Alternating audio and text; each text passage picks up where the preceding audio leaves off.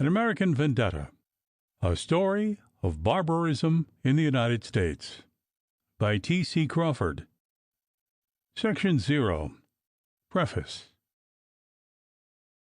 Soon after my return to this country, last August from England, I fell into conversation with an English friend who complained of the lack of dramatic features in what he called the prosaic life of America. I had then just heard of the Hatfield and McCoy Vendetta of West Virginia and Kentucky, and called the English critic's attention to this most remarkable feud. He thought the stories concerning it exaggerated.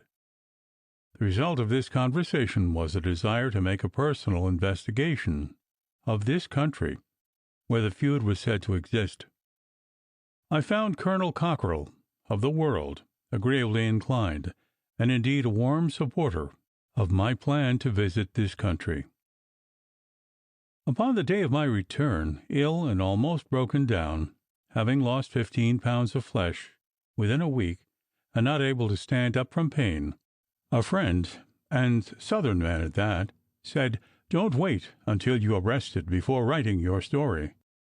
Tell your story while you are hot and down." I followed his advice literally.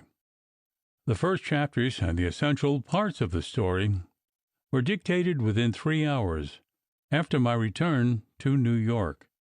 I have not attempted to change the story as then told, while still worn and exhausted by my long journey of 10 days without proper food or sleep.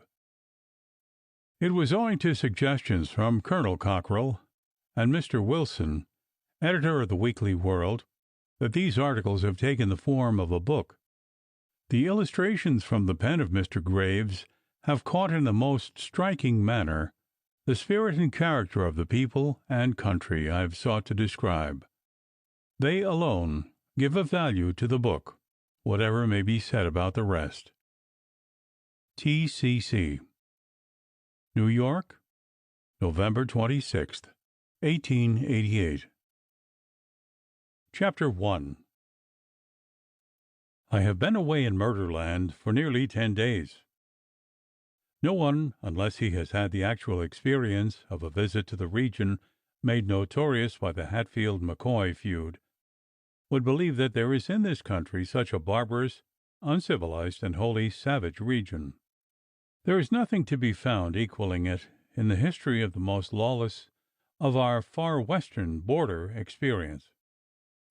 The county of Logan in West Virginia, where the powerful mountain family of Hatfield now lives, embraces a region wholly isolated from railroad or telegraphic communication.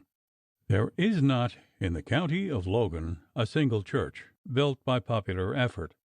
In fact, there is only one church throughout this great county. This is upon the Big Sandy. It was built by private enterprise. The man who contributed died before it was finished, and the building, in its incomplete state, is now used by ignorant itinerant preachers. Indeed, there are 3 other counties in the vicinity of Logan which are identical in point of condition. There are no churches, and the schoolhouses supply very meager means of educating the children of the mountain people who live in this isolated region. I visited this country for the purpose of getting at, if possible, the exact facts connected with the Hatfield-McCoy feud. A feud is one of the most dramatic and striking features of life. The Corsican Vendetta has been the subject of many a play and story, but the Vendetta of these West Virginia wilds is so far beyond anything ever known in the annals of Corsica that it merits very elaborate and careful consideration. I found after visiting this region that there was much more to be considered here than the feud itself. The Vendetta, so called, which exists between the Hatfield-McCoy families, is merely an incident in a series of cold-blooded murders which are almost without parallel in the history of the country. The story of the feud is a strange recital of family quarrels, of the usurpation of legal authority, and of the downright violation of the law in every possible form.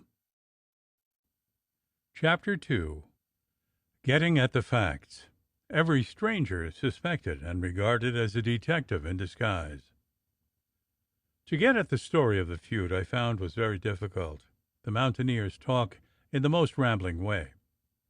They are the most suspicious people upon the face of the earth. Every one who visits that region who is not a land speculator or a drummer is regarded as a detective.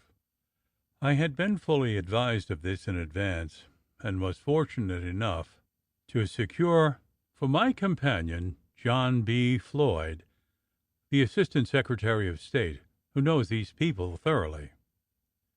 They all have confidence in him, and it was through his influence that I was enabled to get at these people and to see the Hatfields, men who have never been reached by a newspaper correspondent, where murder is considered creditable.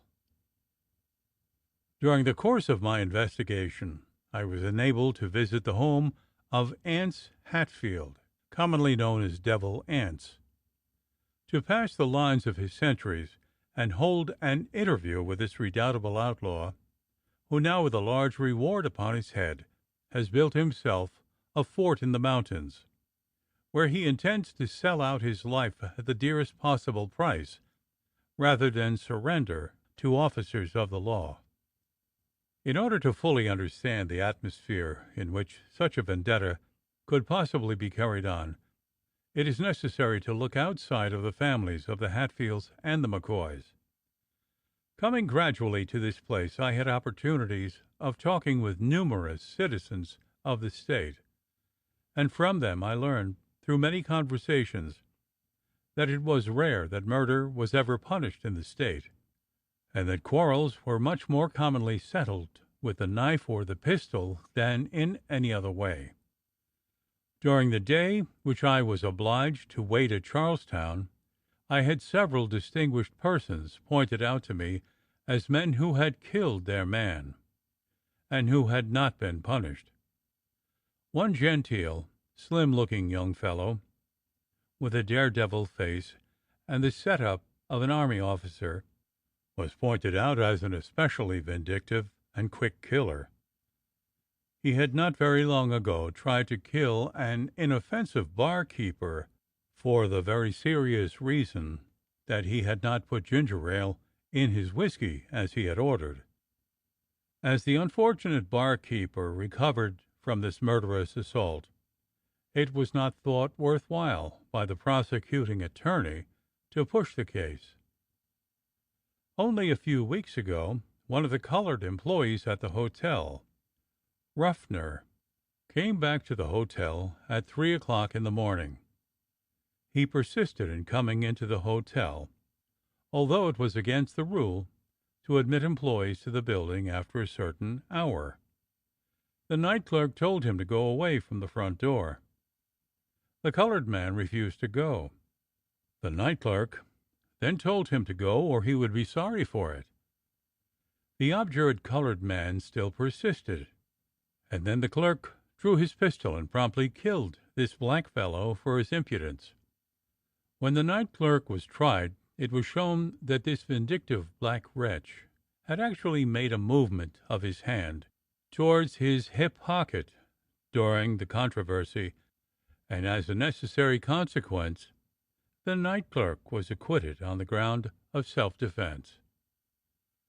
I asked the gentleman who gave me this information concerning the shooting what would have been the effect if there had been a colored night clerk and the man who had sought to enter the hotel had been a white man. He said that undoubtedly the verdict of the jury would have been different.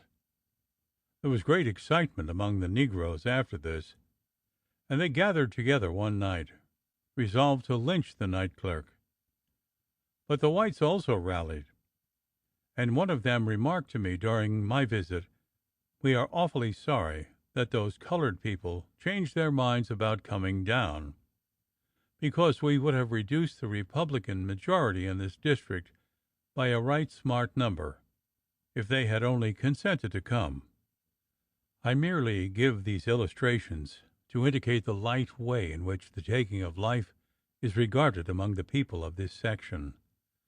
Even outside of the wild and barbarous region dominated by the Hatfield-McCoy feud, while there may be no more murders committed in proportion to the population than in more civilized states, it is a fact that the murders committed are by men in a different rank in life, and that the pretexts are more often trivial, inconsequential quarrels than elsewhere. The Hatfield and McCoy families are the two leading mountain families of their region. The Hatfields live on the east side of the Tug River in West Virginia. The McCoys live in Pike County, Kentucky, on the other side of the river. These two families own large tracts of land and are thoroughly well-to-do. Neither of the heads of the families reads nor writes. Some of the children now growing up have the rudiments of an ordinary education. The two families have had very close relations at different times, by marriage and through business relations. During the war they were organized on both sides of the river, what were known as home guards. These home guards were organized ostensibly for the protection of the property interests of this region against an invading foe, but instead of becoming a real home defense, they invariably followed the practice of robbery and murder, and practically led an outlaw life. The Hatfields on one side and the McCoys on the other ranged and plundered, and as a necessary consequence their interests often clashed. So the first quarrel began as far back as in 1863, when Harmon McCoy was killed by Anse Hatfield. That is to say, common report credits him with the killing. The difficulty of obtaining evidence as to any particular crime is something beyond the power of any ordinary court or commission. The mountaineers are reticent, and even the best people of the community, who do not sympathize in any way with crime, and who would be delighted if they could be freed from the presence of these outlaws, will not furnish a scrap of information, or give even an opinion which could possibly involve them in some trouble with these domineering outlaws who have so long ruled arbitrarily this region. Chapter 3A, Part 1. Chapter 3. How the Feud Began.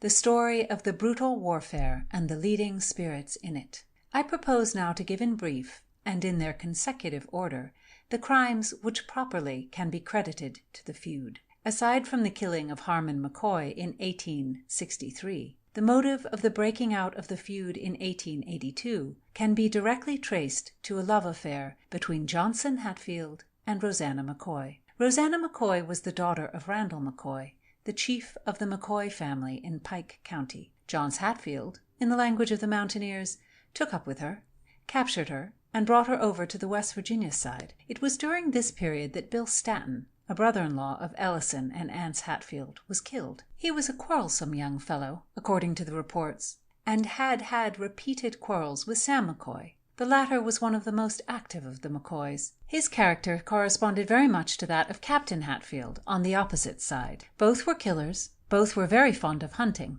the noble sport of man. Sam McCoy once chased Stanton up to Ellison Hatfield. Young Stanton, from behind the back of Ellison Hatfield, snapped a pistol at McCoy. Ellison Hatfield stopped that quarrel, but later Sam McCoy met Stanton. Sam was accompanied by his brother, Paris. The two young men began shooting at each other on sight. Stanton was hit. They advanced towards each other rapidly, and in the final clinch young Stanton bit or set his teeth in the cheek of Sam McCoy. Paris McCoy then came up with his revolver and blew out the brains of Stanton. Now, it must be borne in mind that these two young men were tried by a Hatfield magistrate and acquitted. Paris, who had no part in the fight beyond coming up and killing Stanton as he was struggling with his brother, was promptly arrested and as promptly acquitted. Sam, who escaped, was not captured until about a year afterwards, when he was tried before Wall Hatfield and also acquitted. This was previous to 1882. Taking the law into their own hands. Now comes the second step in the procession of incidents.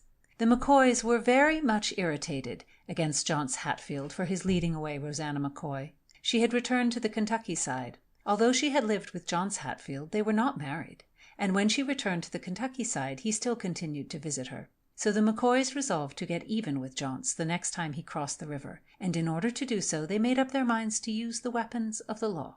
They procured from the local justice of the peace, after some difficulty, a warrant for Johnce's arrest for carrying concealed weapons.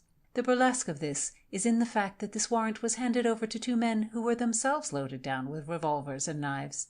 At 1 o'clock that night, Johnce Hatfield was captured, and a party of 9 men started with him for the Pike County Jail. Rosanna McCoy was with him at the time of the arrest, which was at 1 o'clock in the morning. Half dressed, she rushed to the nearest horse on her father's place, mounted it, and started out at a breakneck pace on one of the roughest roads in the world. Over rocks, down deep declivities, through the beds of running streams she rode like the wind until she reached the house of Anse Hatfield. She notified him what had been done. Anse Hatfield immediately turned out his crowd. They crossed the river. 3 of them came up in time to head off the party of 9 who were carrying Johnce Hatfield to the jail. They stood them up under the cover of darkness with their Winchesters and demanded the release of the suffering innocent who had been arrested for the carrying of concealed weapons. Anse Hatfield told me afterwards that he gave the crowd a good tongue-lashing for what they had been trying to do with his boy, but I have been told that he then and there voted in favor of killing every one of them, so great was his rage, and was only persuaded to stay his hand by the calm, good advice of Elias Hatfield, who is today one of the best men to be found on either side of the river in this most melancholy region. The murder of Ellison Hatfield. This quarrel over the girl and the bad blood engendered by this tremendous night ride and raid led directly to the killing of Ellison Hatfield. This is the first pronounced and striking crime which led to the many which have followed in the history of this feud of blood. Ellison Hatfield was noted throughout the country as being a peacemaker. He was a strong, square, resolute man, always anxious to avoid a quarrel when he could do so without appearing to endanger his reputation for courage. But all of the Hatfields were inclined to be domineering, and they are so closely allied by marriage with the McCoys and with other families in Kentucky that they have from time to time taken as much interest in the local elections on the west side of the Tug River as they have on the east. In 1882, Ellison Hatfield, with a number of the members of his family, went over on election day into Pike County, and while there became engaged in a controversy with the McCoys. There had been another subject for dispute between the Hatfields and McCoys besides the question of Rosanna. There had been a dispute about some hogs. Floyd Hatfield had lost some hogs that had strayed among the McCoy pigs, and he had to appeal to a magistrate to recover his property. This most petty of subjects led to a very serious dispute. This dispute was brought to focus by one of the Hatfields becoming engaged in a quarrel with one of the McCoys over the matter of $1.75, when they began to draw their weapons and show signs of fight. Ellison Hatfield then interfered, and as he did so 4 of the McCoys closed upon him and killed him. 3 of the McCoys stabbed him with their knives. He was cut in at least 24 different places. One of the younger McCoys, who had been represented as being too much of a child to be involved in this murder, was yet the age of 16. This is quite old enough for any such affair as this. There are numerous witnesses, moreover, who saw this youngest fellow doing most of the cutting in the back of Ellison Hatfield. Floyd McCoy, who escaped and who never was tried for participation in this murder, is said to have run up and fired a pistol directly against the body of Ellison Hatfield. Elias Hatfield was present, and he came to the rescue of his kinsman, only too late. He chased and ran down one of the leading McCoys, shooting his revolver at him 5 times in the chase. I had the story of this from Elias Hatfield's own lips.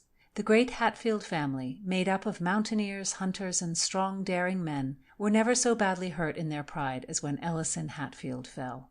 They arrested the 3 McCoys and carried them across the river to the West Virginia side to await the result of the injuries to Ellison Hatfield. Ellison Hatfield was attacked on Monday, and on the following Wednesday he died. After his death, a mysterious party took the 3 McCoys over to the Kentucky side and blew out their brains, leaving them on the ground where they were shot. The Kentucky authorities have indicted the guards who were placed over them for this offense, but Elias Hatfield, who was one of the guards, says that a strong party came up and took possession of the prisoners and went off with them in the darkness, and that the guards were in no way responsible. Common report places the execution, or the murder, just as you please, of these 3 men upon Anse Hatfield, who is today the leader of the Hatfield side. Although Anse Hatfield can probably show that he was not actually present at the killing, yet the credit of it undoubtedly belongs to him. This will be more clearly shown when the interview which I had with this chief of outlaws comes to be read, where he explained to me his theory concerning the killing, and under what circumstances he considered it justified. A truce for a while. This very decided act of retaliation upon the part of the Hatfields for a time subdued the McCoys. For 5 years there was nothing more than the ordinary neighborhood quarreling. Murders which were committed during those years in brawls, barroom rows, election fights, and disputes which grew out of trials at court were incidental killings which had no relation to the great feud.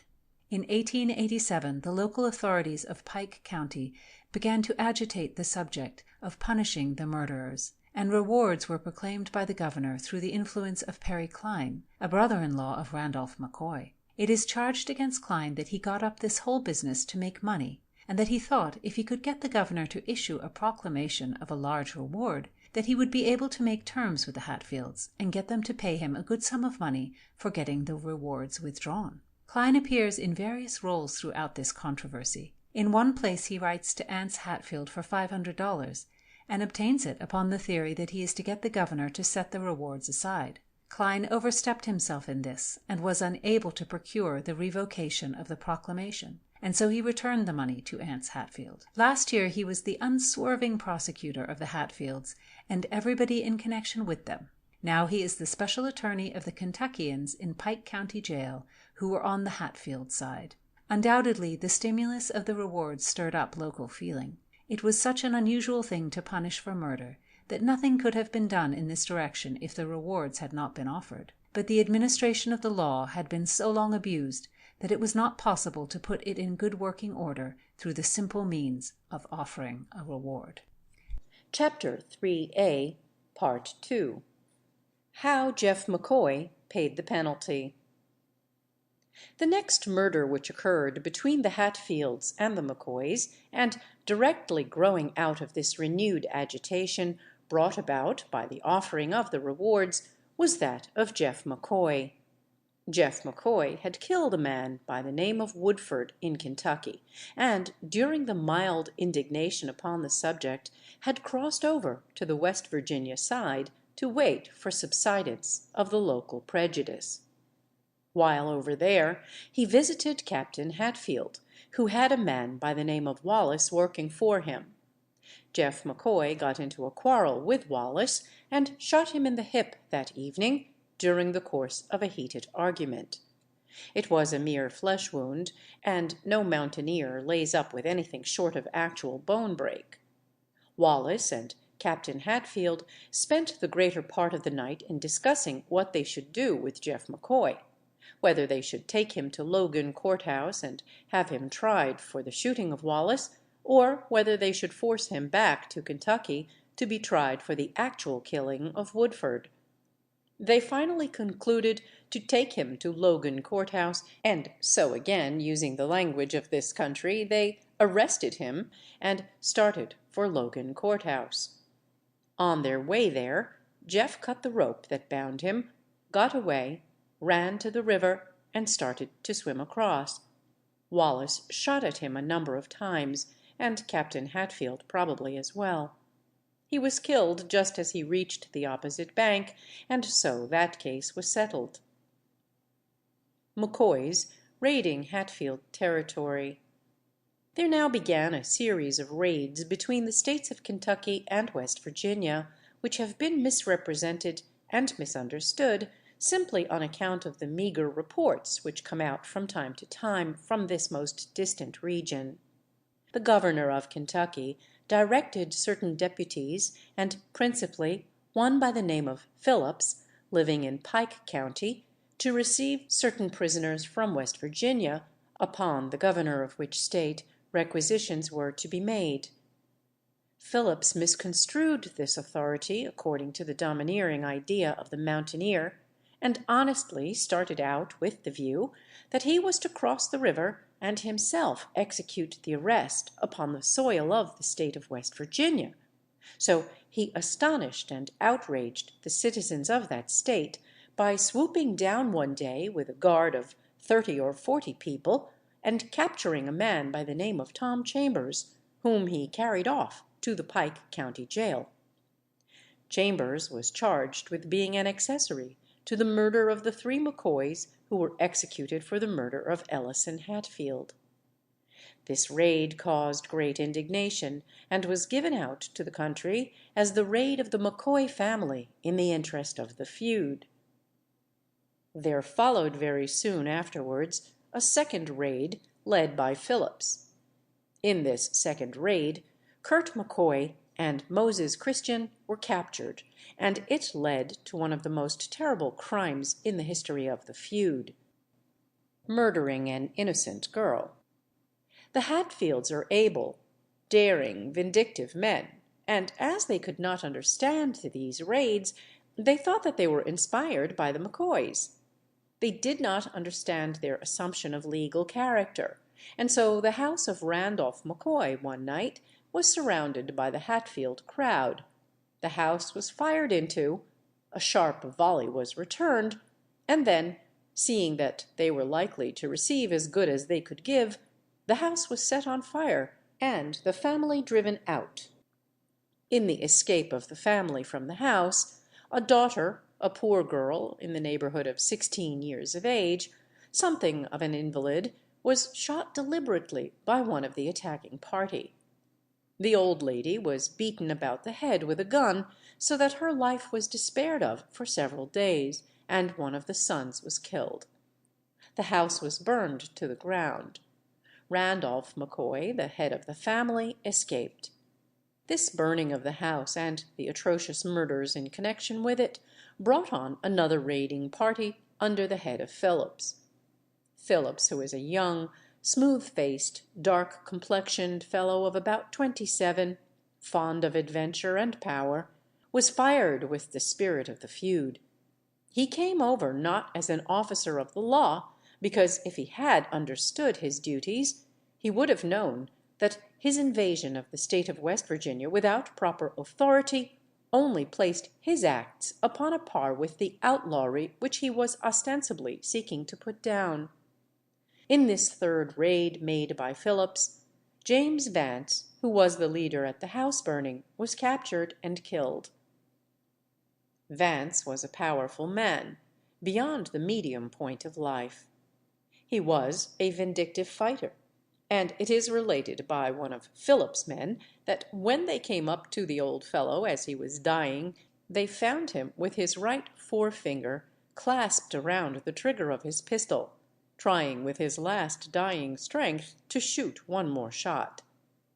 Phillips and his crowd, after they killed Vance, robbed him of a number of his personal effects, which they carried back with them to Kentucky.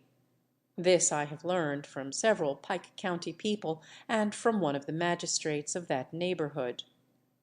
The people who are supposed to be responsible for this house burning and the crimes connected therewith are Johns Hatfield, Cap Hatfield, James Vance, Tom Mitchell, French Ellis, Bob Hatfield, Elliot Hatfield, Charles Gillespie, and Ellis Mounts. Since my return to Charleston, the chief of detectives of the state of West Virginia informed me that Gillespie has been arrested and will be turned over to the Kentucky authorities at Catlettsburg by the 1st of next week. Gillespie has made a full confession, and it is said his confession will be sufficient to implicate all of the people above named.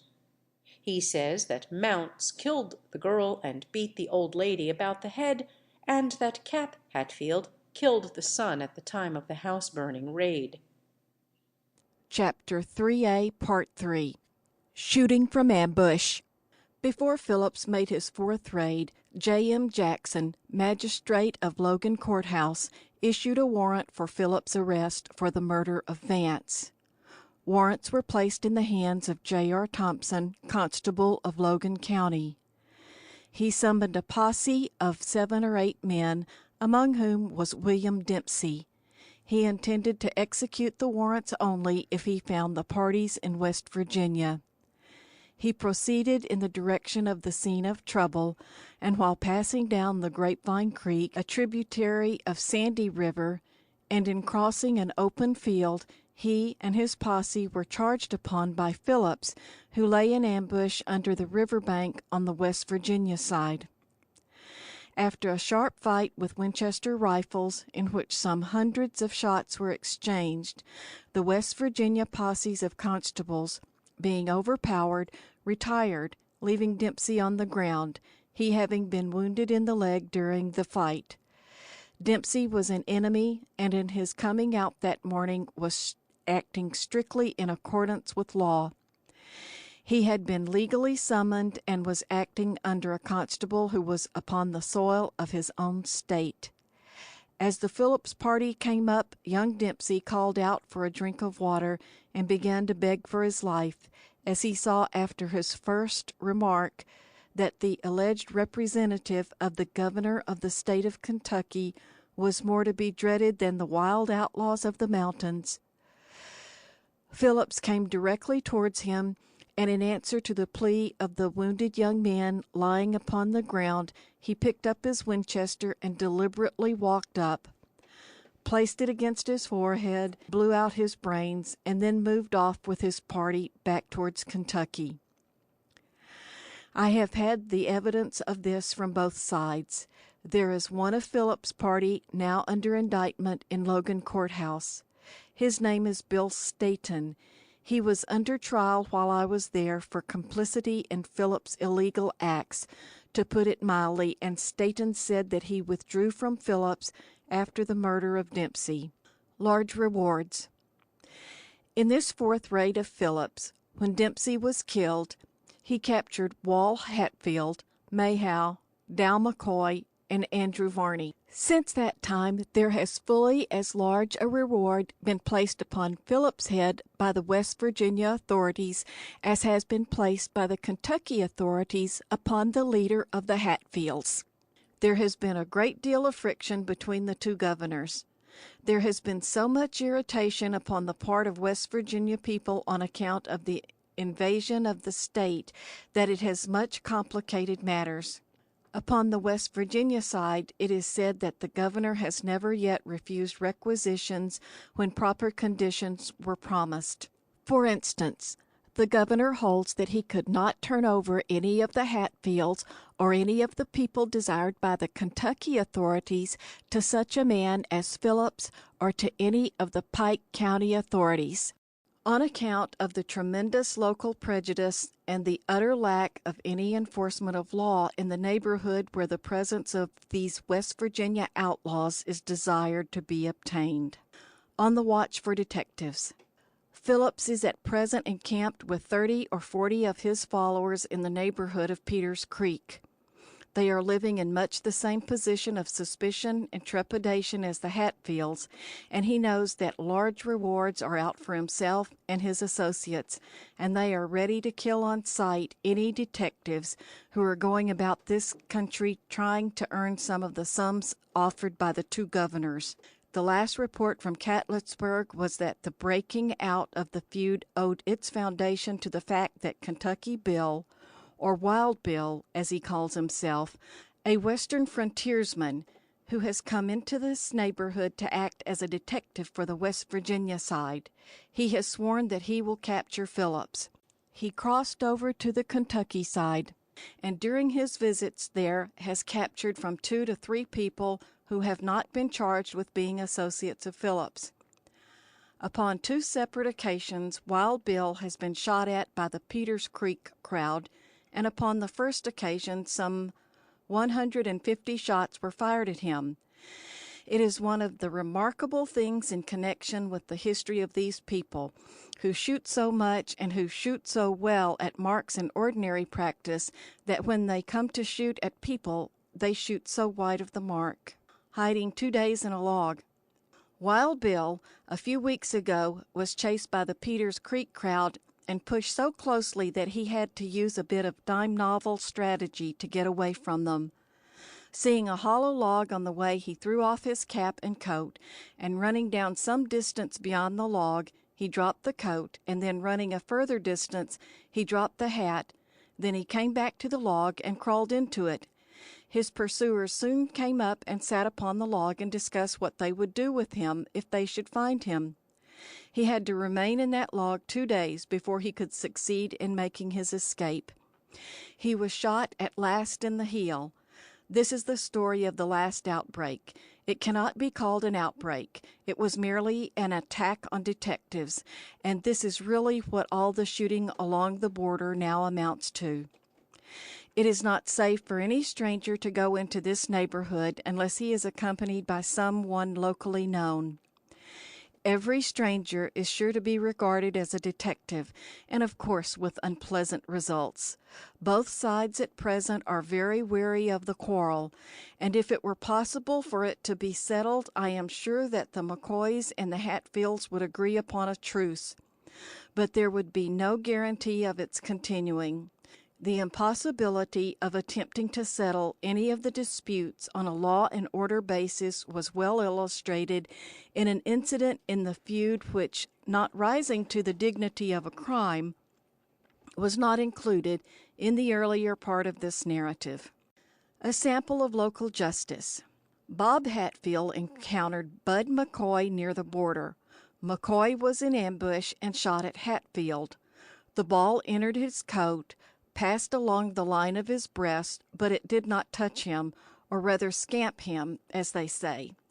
He turned and faced his enemy and brought him out.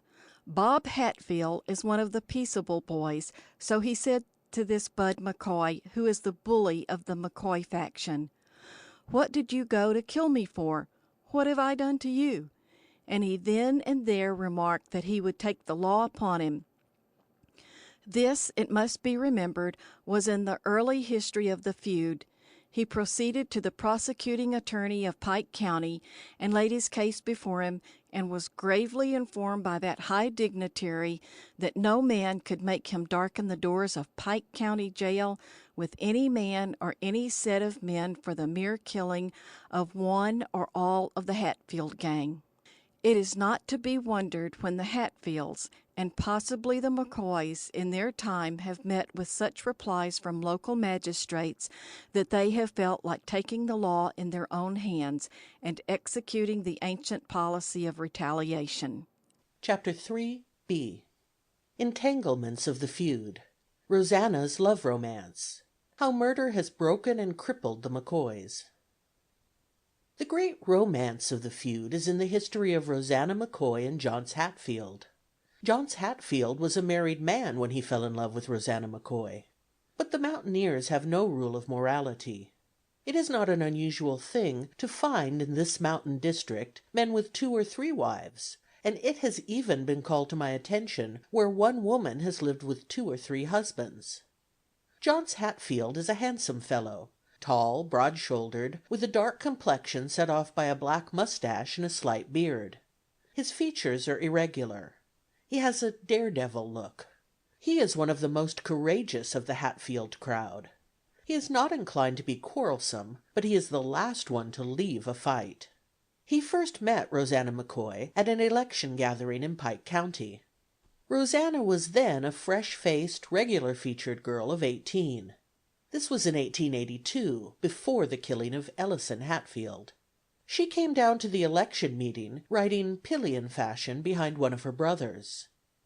The women in these communities, where they are not outcasts, have very little to say. They are mere passive spectators at most of the gatherings in the mountains, and in the household circle they have very little to do beyond attending to their domestic affairs. They occupy much the same position as the squaws in the Indian tribes of the West. Rosanna McCoy pleased John Hatfield very much. He became engaged in conversation with her, and found that she was very much interested in him because he was one of the most active of the Hatfields, and for some weeks a quarrel had been brewing between the 2 families. He met her before any of the killing, however, had begun. Becoming inflamed with liquor drank at this election gathering, he was perfectly infatuated with Rosanna McCoy, and proposed to her to elope with him and go back to the Kentucky side. She objected, but he was so furious and vindictive that she did not dare to resist him. Securing his wife by force. Towards the close of the night he was seen by the McCoys crossing the river, with Rosanna seated comfortably behind him on his strong black horse. Johns Hatfield took her to his home, and told his wife that he had brought home Rosanna McCoy, and forced her to acknowledge her as the head of the house. He lived with Rosanna for over a year, the McCoys making frequent attempts to cross the river and rescue the girl. She undoubtedly must have been satisfied with her bondage, because when it was broken off, it was renewed through her consent. Towards the end of the year the McCoys made such a demonstration that Rosanna concluded to return, particularly as her father threatened that if she did not, she would have none of his property when it came to a division after his death. But although she returned to the Kentucky side, Johns Hatfield constantly visited her, and it was upon one of the occasions of his visiting her that he himself was captured by the McCoy crowd. He was taken at 1 o'clock in the morning. Rosanna McCoy believed that he was being carried out to his death, and the McCoys as much as said that they were going to kill him. She crawled out of her bed after this arrest, unfastened a horse from her father's stables, and started off in the blackest of black night to warn the Hatfields. The roads between the McCoy household and the Hatfield place are simply a succession of gulches, rocks, bogs, creeks, and madly flowing rivers. How the girl was able to pick her way over these tremendous obstacles can probably be explained only by the intelligence of the horse, who, being familiar with the region, was able to pick a footing over what is difficult enough to pass over in the daytime. Surely that night ride and her alarm of this household would make a subject for a dramatic poem. The girl was the heroine of an illicit love, yet she was as faithful and devoted to her lover as if he were the most worthy. She risked her life over and over again that night to bring the rescue party to him. Midnight raid on the McCoys.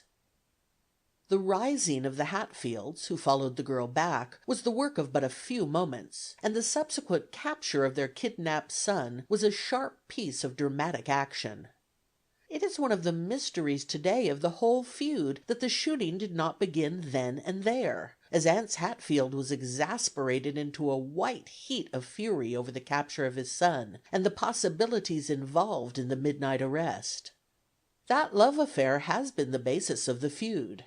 The wrong done to Rosanna McCoy was bitterly felt by the McCoy family, and it explains much of their irrational hatred of the Hatfields. The Hatfields thus far are the decided winners. They have not lost a single one of their number. The McCoy family is broken and rendered nearly powerless. Randall McCoy, whom I saw the other day, is a broken down old man.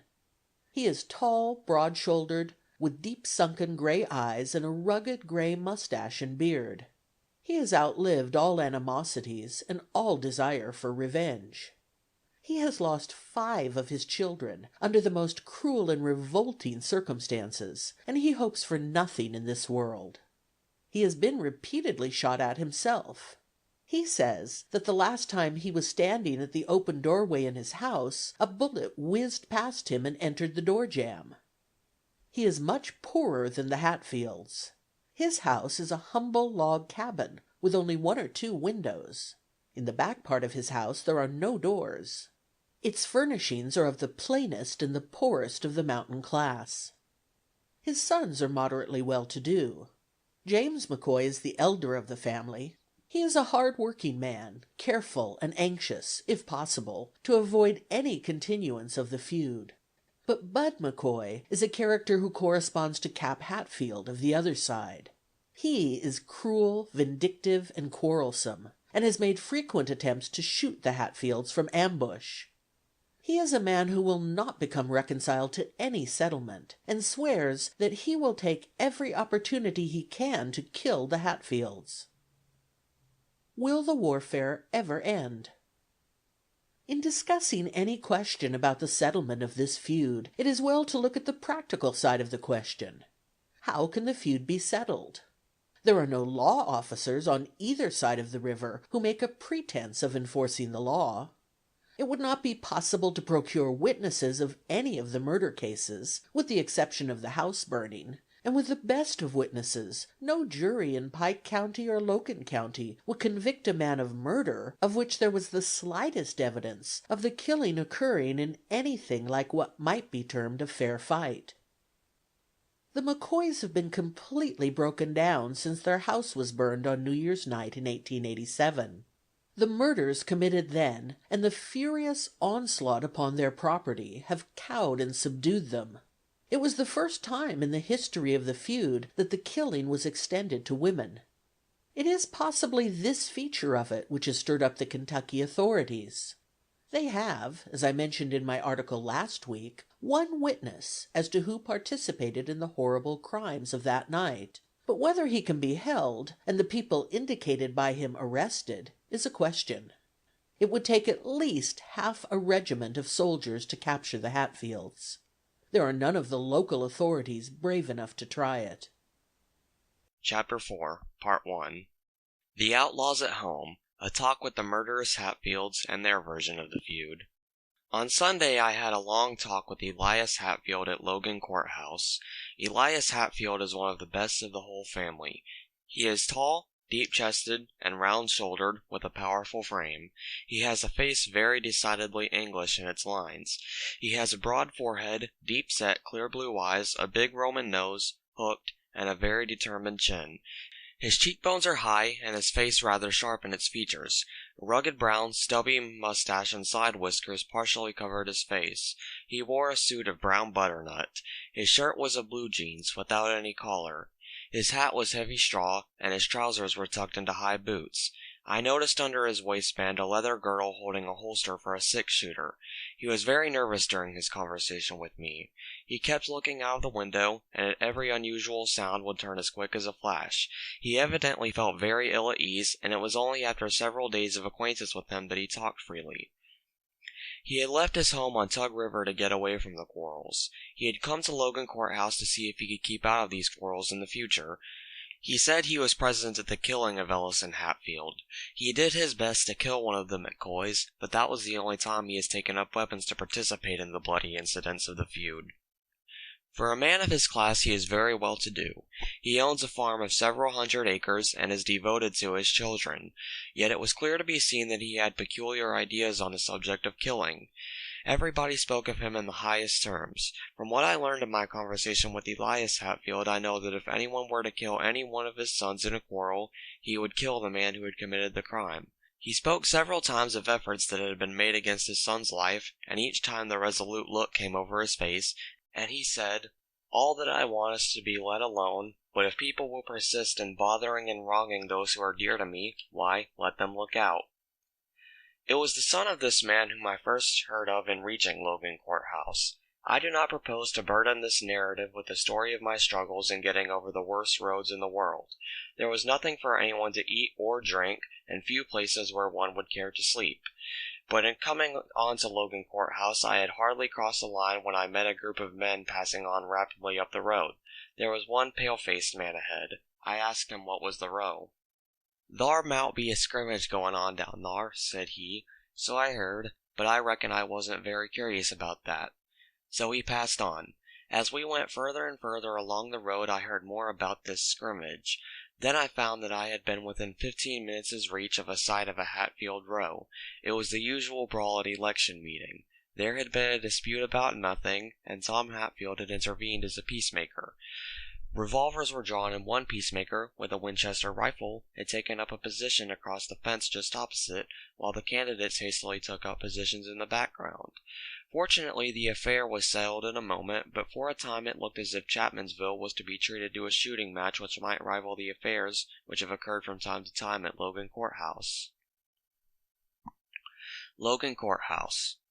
Logan Courthouse is 2 days of the roughest riding from the railroad station that one would care to find. The roads are only a mere name.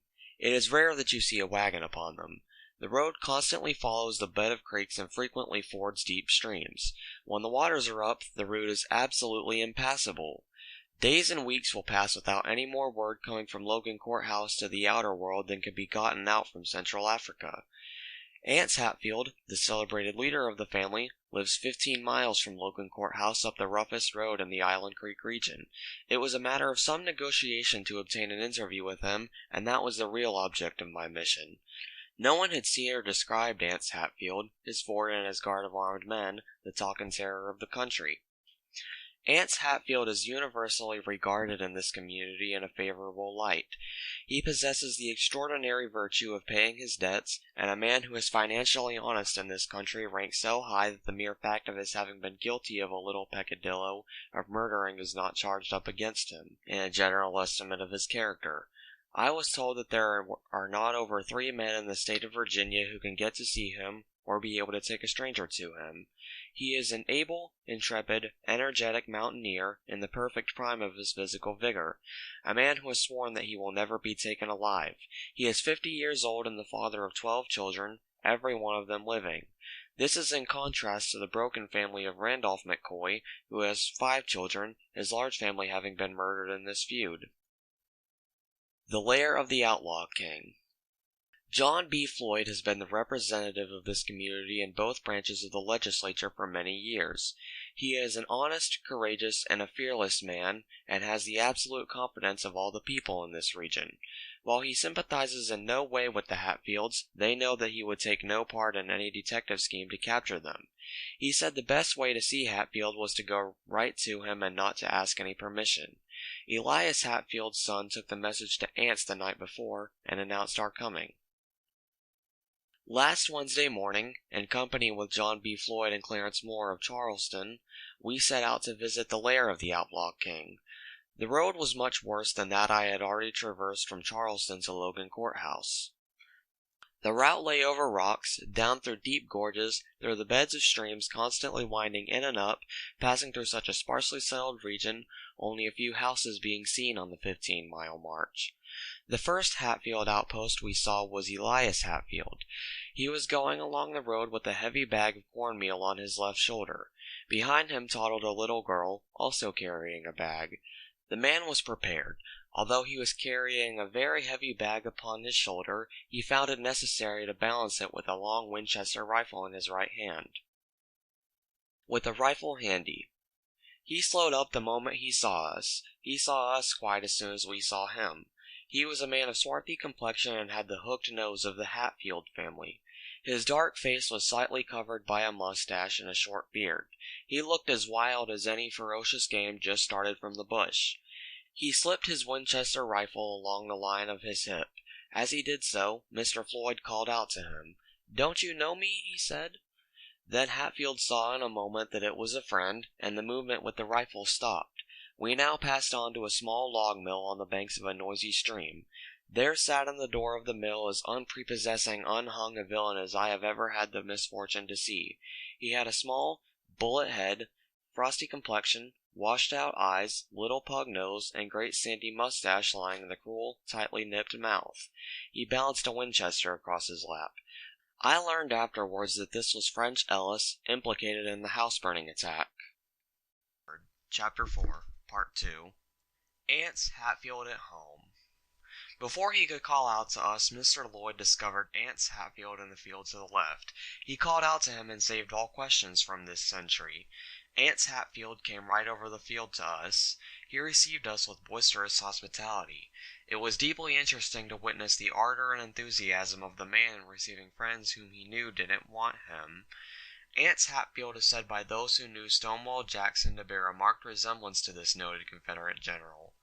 He has a powerful frame, and is broad-shouldered and deep-chested, but with that curve to his shoulders that goes with all the mountain types that I have seen in this neighborhood.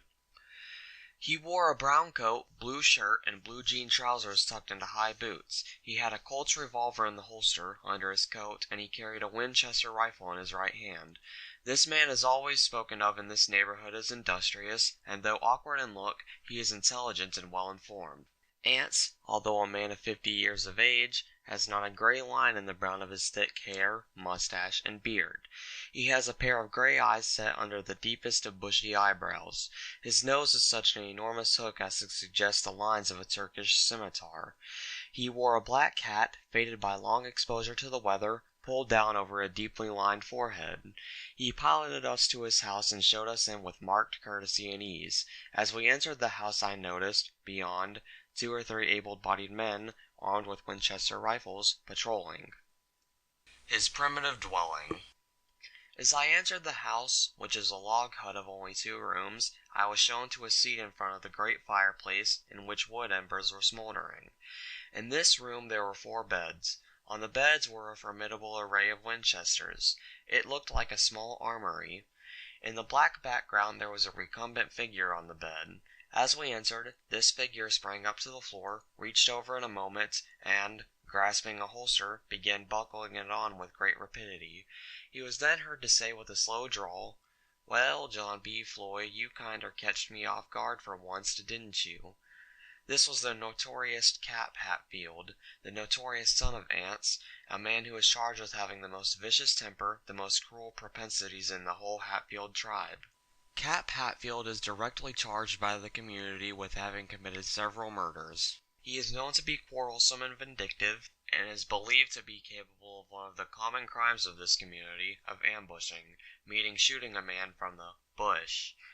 After the house burning he absconded and went west. He also went to Texas, but he returned, not being able to remain away from the paradise of this mountain region, there being a popular prejudice concerning enemies of the law in the regions visited by him, which gave him a real homesick turn. The outlaw's family. Johns Hatfield, his brother, is away, and no one knows where he is. At the time of my talk, Anse Hatfield took the seat to the left of the fire, Cap Hatfield taking the seat to the right, and then the children swarmed in from all directions. There was a little toddler of 2, a girl of 4, and a young hero of 6. He wore a long pair of gray trousers over his bare feet, and the upper part of his figure was covered by a ragged blue shirt. This youngster sat and listened to the tales of war told by his father, and eyed the rows of Winchesters lying in the background with a hungry look, as if he were eager for the time when he would grow up to become a useful member of the Society for the Extermination of People obnoxious to the Hatfield interests. Cap Hatfield deserves a more detailed picture.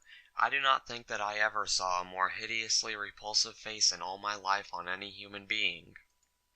An entertaining cutthroat. Anse Hatfield is a jovial old pirate.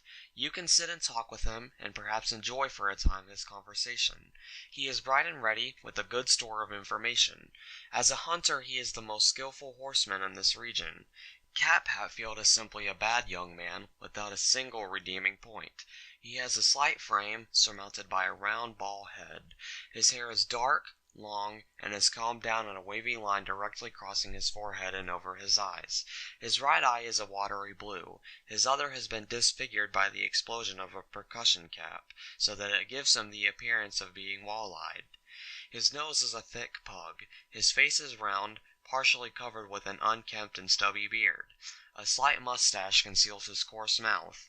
The whole expression of his face is very heavy. His chin constantly drops upon his breast, and he stares off into vacancy like a person disposed to melancholia. During my inquiries concerning the crimes alleged to have been committed by the Hatfield crowd, he had a way of shirking questions that came close home. When I talked with him he spoke in a dialect which I will not attempt to reproduce. Pretending ignorance of the murders. Anse Hatfield told the story of the murders, and charged them all upon murderous people of whom he knew nothing. He was not present at the murder of the 3 McCoys, and had not the slightest idea of who was responsible for the burning of the McCoy house. He said, very frankly, no man who were thar would tell anyone if he was. And so the matter dropped. Cap Hatfield kept interfering and giving his version.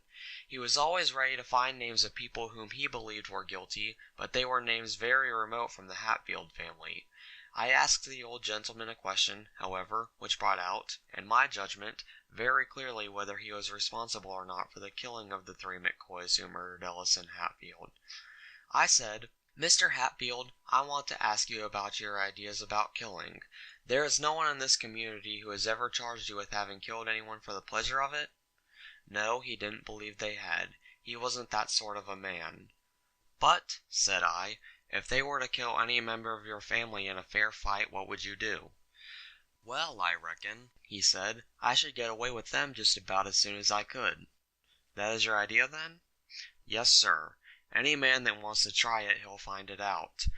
Now what would you do if any detective came here and tried to take you?" "Well, now, I don't propose to be bothered any more. I have been out hiding in the brush. I have been kept away from my wife and babbies many and many a time. I do not like to be kept away from my babbies. Never means to be caught." This was said with a real sympathetic feeling. This is a characteristic of Anse Hatfield. The babbies were very much to him. They swarmed about him as he talked. "I want this row settled," said he. "It has gone on long enough. I intend to stay at my house, where I am, for the present. If the governor sends a proper requisition here for me in proper form, why, I wouldn't kill the man who brought it out." "What would you do? Would you surrender?" "No, indeed, I wouldn't. I might possibly go out into the woods. I have been out there many a time, and I reckon nobody can catch me in these mountains. I simply will not be taken." "How many men have you constantly on guard?" "9 men." Dining with the Hatfields. The conversation was over a great deal of small gossip and neighborhood talk, and then we were invited out to dinner. We sat down to dinner in a little room at the back part of the house. Mrs. Hatfield, a stern-faced little woman with black eyes and black hair, stood up by the fire and beamed open hospitality upon the guests, handing from time to time various hot things that she brewed over the blaze. There were the regular corn pone, fried pork, snow-white butter, sweet potatoes, sliced tomatoes, and the hard beans of the mountains. It was a dinner for a hearty and extremely hungry man, but not much to tempt a fastidious appetite. It was served with such hospitality that one was forced to eat heartily, as the host from time to time showed burning anxiety to see his guests take hold and eat something. After dinner Anse insisted on our staying all night with him. Where he would have placed us was a mystery. There were 12 members of his family with him, and there were 3 grown-up young women and the 9 guards, all of whom were to be placed in 2 small rooms. We escaped from this and walked down to the bank of the stream, where we had been invited to wash just before dinner. There various feats of marksmanship were exhibited. French Ellis here for the first time opened his mouth. His highest attribute. Somebody spoke of a certain local light in shooting circles, and French Ellis exclaimed, with wild enthusiasm, "Oh, he is a killer!" Ants on our way back led us to the fort, which was down on the creek a quarter of a mile from the house. It is built solidly of logs, with openings cut through them for guns. The door is a heavy piece of oak 6 inches in thickness. This is the place, Anse says, that he has built for the time when he will be compelled to take refuge with the women and children and hold out in this fortress. It is beautifully situated for a fight. Everything about the place is conducted on military principles. The men under him actually act as if they were engaged in real war. Cap Hatfield, in speaking of the situation, said, "If this thing can only be settled, why, we would be willing to lay down our accoutrements and munitions of war." This is as military a declaration as Napoleon could have used. Yet this Hatfield crowd are not happy. They dare not sleep at night except in guarded places. They have sentries constantly out on guard. They dare not go around to the corner of the house to get a drink of water without a Winchester in hand. Suspicious of everybody. All during my talk with Cap Hatfield I noticed 1 or 2 of the guards going out, prowling around with their revolvers. As much as they thought of John B. Floyd, if any suspicious stranger had appeared I am certain that they would have made it of interest for their visitor. Chapter 6, Part 1. Devil Anse's Family Circle. A glimpse at the family fireside and how the outlaws lived. The picture presented inside the outlaw's hut is one which would need the careful accuracy of a photograph for reproduction, so that its peculiar features could be believed. The principal room of the house was not much larger than the average hotel bedroom. The floor was bare. The principal feature of the room was an enormous blackened stone fireplace. In front of this was a brick hearth. At the right of the fireplace was a single bedstead.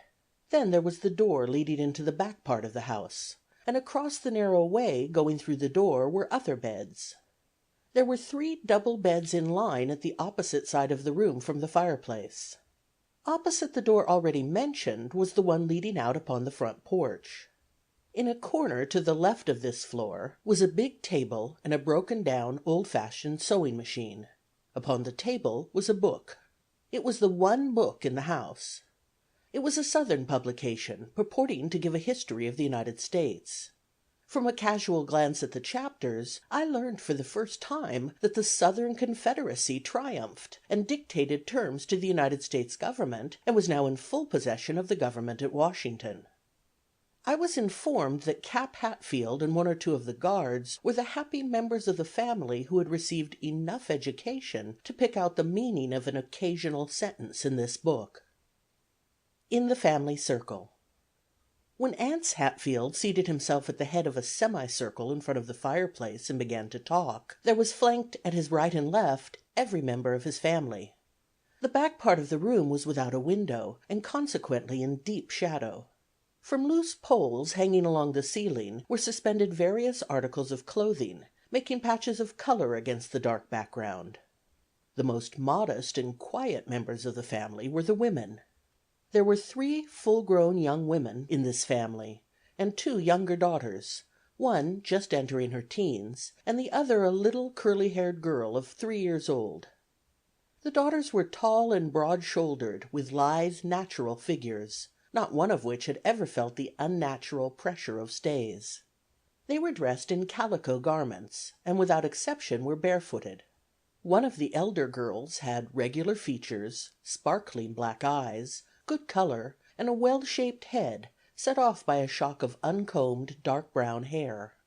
They moved about with the gravity and ease of Indian squaws.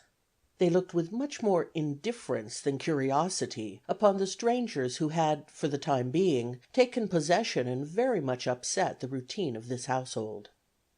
The scene presented when Anse Hatfield began to discuss the feud was one well worthy of an artist's pencil. The patriarch, at the head of the dominating faction in this great vendetta, himself a tall, powerful man, not showing as yet a single trace of the advance in years, sat in an easy pose and talked with recklessness and the grace of an accomplished advocate. At his right, with his chin hanging upon his breast, was Cap Hatfield, the most pronounced type of the human murderer I have ever seen.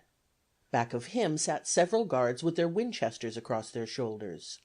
Winchesters gleamed in every direction. They were in rows across the beds, and every now and then the door would open and in would stalk another tall mountaineer. Patrols were continually coming and going. The children swarmed in and out, while the 3 daughters, clinging together after the fashion of the 3 Graces, would move in and out from the darkness of the rear room, or would sit silent in the corner, listening with apparent indifference to all that was being said. The 3 visitors all wore overcoats, and as we threw back our overcoats, it was noticeable that the people we had come to see were nervous. The throwing back of the coat of a stranger has to them a significance that it would not have to the average man. Even John B. Floyd's presence was not sufficient guarantee to produce a perfect feeling of confidence. Anse Hatfield, who discussed many things, and all in a peculiar mountain dialect, was asked by me how it was that in so many of the mountain brawls shots were frequently fired to the number of 50 or 60, and sometimes 200, without anyone being hit. "I will tell you," said he, "the human varmint is the most curious and most cunningest varmint thar is. When he goes into a fight, he turns his body sideways, so that there is presented for the bullet only 4 inches of life space, and even that he doesn't hold up far and squar. He just keeps a dodgin' and friskin' about, and so when the bullets come along they don't find him. That is the only way that I can account for it," said he. He spoke in a pleasant way of the McCoys, and much regretted the quarrel, but he knew of no way of settling it. People had threatened his life and threatened the lives of his children, and he swore over and over again in every form of emphatic phrase that he would kill those who touched any of his. It was curious to notice the affectionate spirit developed by Anse Hatfield during this conversation for his children. It might have been a good piece of dramatic acting, but the old gentleman has often enough proved his devotion to his children. He has been out on many a night raid, the purposes of which were simply retaliation and punishment for some insult or injury done his children. He is a man of intense pride.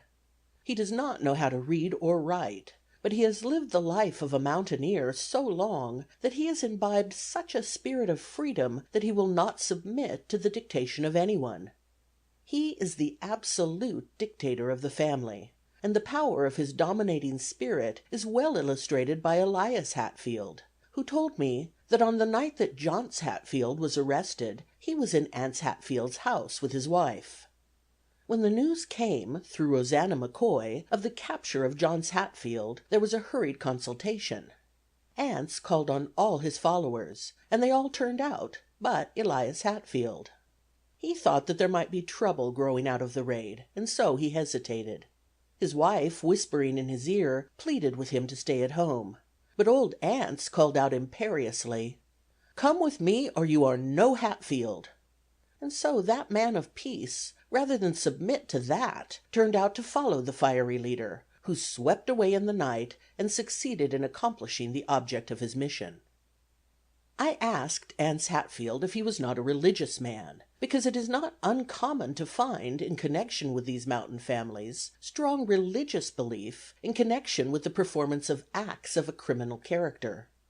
Anse replied, "I belong to no church unless you say that I belong to the one great church of the world. If you like, you can say it is the devil's church that I belong to." At this he roared as if he had perpetrated a joke, and all the family joined in, as if the wit of this father outlaw was something too exquisite for belief. Anse Hatfield spoke of his virtues. He said that he had never told any lies. This has been verified by his neighbors. He tells no lies about himself. When he says that he does not know about certain killings, it is because he has taken great pains not to know. He scrupulously pays his debts. He is hospitable to people in his class. It is related of him that he once gave a dinner to a detective, but it must be borne in mind that this detective was a West Virginia one, and was not engaged in hunting the Hatfields, but rather the McCoys across the river. But the special virtue claimed by Anse Hatfield for himself was this. He said, "People have given me a reputation of being fond of killing people. Now, I am not a quarrelsome man. All that I want is to be let alone. If I were a killer, and disposed to be revengeful, there is many a man that I would have picked off from the brush if I felt so inclined when I lived on Tug River. Why, sir, I have been a hunter and a trapper for years. I have tracked many a bar and deer over this country. I know every foot of it. I have been out in the woods for days and weeks at a time. I have got many a dry, rocky nook in the mountains where no man living could find me. But don't you suppose in those days when they was hunting me down Tug River way that I had plenty of opportunities, when I was under snug cover, to pick off every day some one of the men who were after me? But I didn't do it, simply because none of them had as yet done anything to me. The fact that they were trying to was nothing." Cap Hatfield, as I have said before, dominates to a great extent his father. Either this is the fact, or his father finds him a very useful tool for carrying out his purposes. Cap Hatfield has the reputation of being a coward, in addition to being one of the most brutal criminals who has ever escaped justice. But his father shows him a deference that he shows to no other of his children. During the dinner which we had at his house, Cap Hatfield beguiled and passed away the time by telling us the various places that he had visited in the North and West, when he thought the officers of the law were after him. He described how he left the country, and from this description it is easy to understand how difficult it would be to capture any of these outlaws by people not familiar with this territory. Cap Hatfield left home in such a way that he walked for 5 days through the mountain country outside the line of all roads, and when he came to strike the railroad he did it at one of the most remote parts upon it from the place of his starting. Like all illiterate men, he had a wonderful memory for names and dates. in giving the places where he stopped, he always mentioned the name of the house, the date of his arrival, and generally the name of the landlord who kept the house. I am familiar with the touching example of maternal pride in the well-doing of a son, but I do not think I ever saw a more lofty look of maternal pride on any mother's face than shone out upon the swarthy, dark face of Mrs. Hatfield when she listened to her son Cap, as he told the story of how he had dodged the officers and of the various devices employed by him to escape them. One day in Texas he thought he was done for. He saw a man from his neighborhood whom he knew very well, although he was not certain whether the man knew him. He knew no way of solving this doubt better than going right up to the man and asking his name. This was the plan he employed to force the other to show his hand. So, loosening a pistol in his pocket, he walked up to him and said, "What is your name?" The man replied, "Vaughn." Hatfield knew that this was false, and then through the magic of this false name his courage rose high again, for he said to himself, "This man, being under a false name, has undoubtedly run away too, for some such reason as I have." So he announced himself to this man, calling him by his right name. His instinct of a hunted criminal proved to be correct. The man whom he had met was another murderer from his county, who had been forced temporarily to leave. Cap Hatfield then related how intimate they became, and added, "He took a heap of interest in me when he found that I was in the same fix as he, and did everything he could to help and protect me." But this wanderer could find no place to stay. The money which had enabled him make his trip came from a sale of land given to him by his father on Tug River. The amount was $800. When he had traveled about and exhausted this sum, he, of course, returned home, because he is too indolent to work, and nowhere found any section of the country where he could enjoy the same freedom as in the mountains of West Virginia. Chapter 6, Part 2. Cap Hatfield gave another story of himself, which is fully corroborated by his father, which illustrates very well the character and style of entertainment given in this part of the country. Careful people never attend any of the rare religious gatherings in the small schoolhouses throughout the country, for the reason that these meetings so often break up in shooting matches. Cap Hatfield's first great adventure, the one which I have just referred to, occurred at a dance which was given at Logan Courthouse. He arrived upon the scene in company with a dozen or more mountaineers, with their girls, a half hour too late. They found the floor of the room engaged by them occupied by a Dr. Reese. Doctor seems to be a common term among the mountaineers for those of their associates who have any knowledge of herbs. This doctor was called upon by Cap Hatfield to surrender the room. He said no, that they were there first, and that the others could dance the following evening. Of course there was only one result that could follow. Cap Hatfield drew his revolver, but the doctor was too quick for him. He shot him through the two hips, and the youngster who was soon to become noted as the most bloodthirsty and relentless of the murderers of these mountains fell, and was so paralyzed that he could not continue firing. It was the intention of the doctor to advance and complete his work. This appears to be one of the irresistible attractions about a shooting match. When a mountaineer's blood is once up, and he has got his man down, he is merciless, and does not consider his work complete until he has put his gun against his fallen enemy's head and blown his brains out. But the friends of Hatfield crowded between and drove back the doctor. Anse Hatfield got out his Winchester, loaded it carefully, loaded his revolver, and then turned his attention to his son. He attended him himself, and according to his own story, did not take off his clothes for 30 days. Then Cap got well and was able to be about. This fact freed Dr. Reese. There was no complaint ever made against him before the local authorities, and Anse Hatfield said, "Let him go. He did not kill, so I've got nothing to say. If he had killed my boy, I should have killed him to make it square. But as it is, my boy was in the wrong in the first place, and this little pricking don't hurt him any." There is nothing in which Anse Hatfield takes more pride than his fort. He called on his neighbors to assist him in building it. It is exactly 6 logs in height. Its ceiling consists of loose-fitting poles, perhaps 4 inches in diameter. Over them is a sharp-pointed roof of heavy shingles. I suggested to Cap Hatfield that the bullets could come through the shingles very easily, but he at once explained how no bullet fired through the shingles could touch those inside. In the first place, in order to shoot down through the shingles, one would have to be considerably above the house, and then the bullets would simply glance into the loose poles. The only article of furniture in the fort is an old mattress filled with feathers. There is an open fireplace large enough for cooking purposes. It was upon this pallet that Wild Bill lay after he was shot in the heel by the Kentucky detectives. During our visit I do not remember anything more dramatic and more striking than the disarming of Cap Hatfield, the principal outlaw, by John B. Floyd. Floyd is a very powerful man, and he told me he believed that he could bring in the whole outfit of the outlaws alone if he felt so inclined.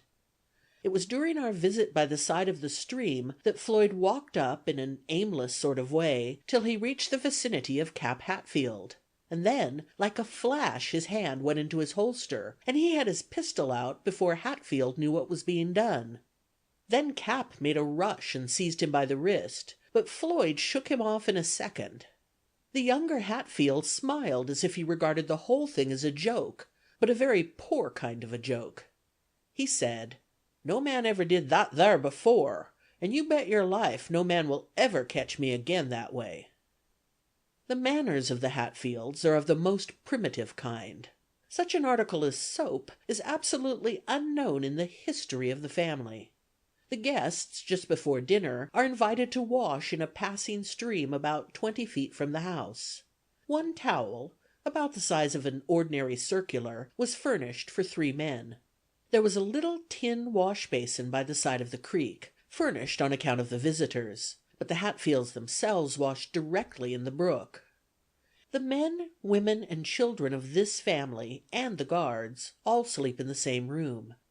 I am told by those who have had night quarters in the houses, where both sexes swarm to such a degree, that there are as much modesty and decency observed as if each person had a separate room.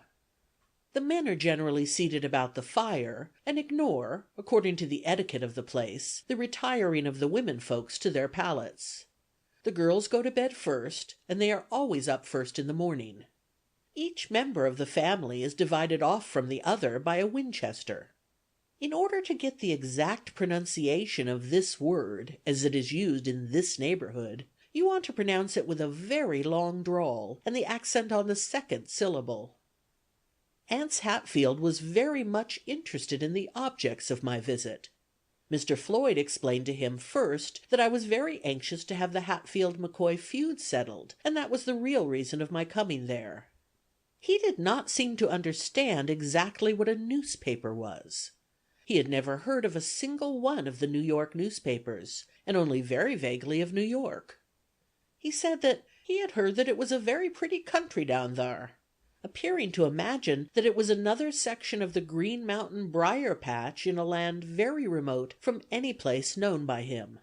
He never was in a large town in his life, and has no more idea of what goes to make up the life of a great city than the wildest savage of the plains. I explained to him something of the character of New York, and told him that he could make a great deal more money down there than he could by hiding in the brush in the mountains.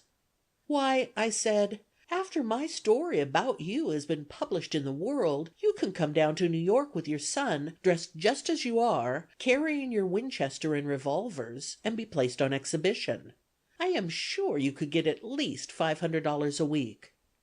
Such a fabulous sum as this made the eyes of the chief outlaw fairly open wide with amazement. He showed some of the qualities, however, of a business man, for he instantly replied, "Well, now, see here, I want to make a bargain with you. When this here Hatfield-McCoy feud is settled, I want to come down to New York, and if you will get me that thar engagement, why, I'll give you half I get out of it. But it is no use of talking about it now. Them thar varmints of the officers of the law would not like any better chance than to catch me outside of these yar mountain lines, and there is not enough money anywhere to tempt me to put myself within their reach. Anse Hatfield may well consider himself safe from the officers of the law. It is probable that every one of the Hatfields visited by me will go down some day from the bullet of an enemy, but it is not remotely probable that any one of them will be punished for his many crimes in any legal way. There is some apparent justification for the acts of such an outlaw as Anse Hatfield. He is an energetic, soldierly man, who served all through the Confederacy, and who learned in that war his first disregard for the taking of life. When he returned to this community, he found it just as he left it. The law officers are officers in mere name. It would not have been possible for him, at the time of the killing of his brother, Ellison Hatfield, to have obtained any punishment for the 3 McCoys who set upon him and cut him till he fell, mortally wounded. So, taking that view, it is not hard to understand how Anse Hatfield organized a band of executioners to punish the 3 men who, without reason, and spurred on by the rage of a petty quarrel over the most trivial of subjects, attacked and killed a man whose sole fault was that he was trying to make peace, and to prevent the quarrel from reaching serious consequences.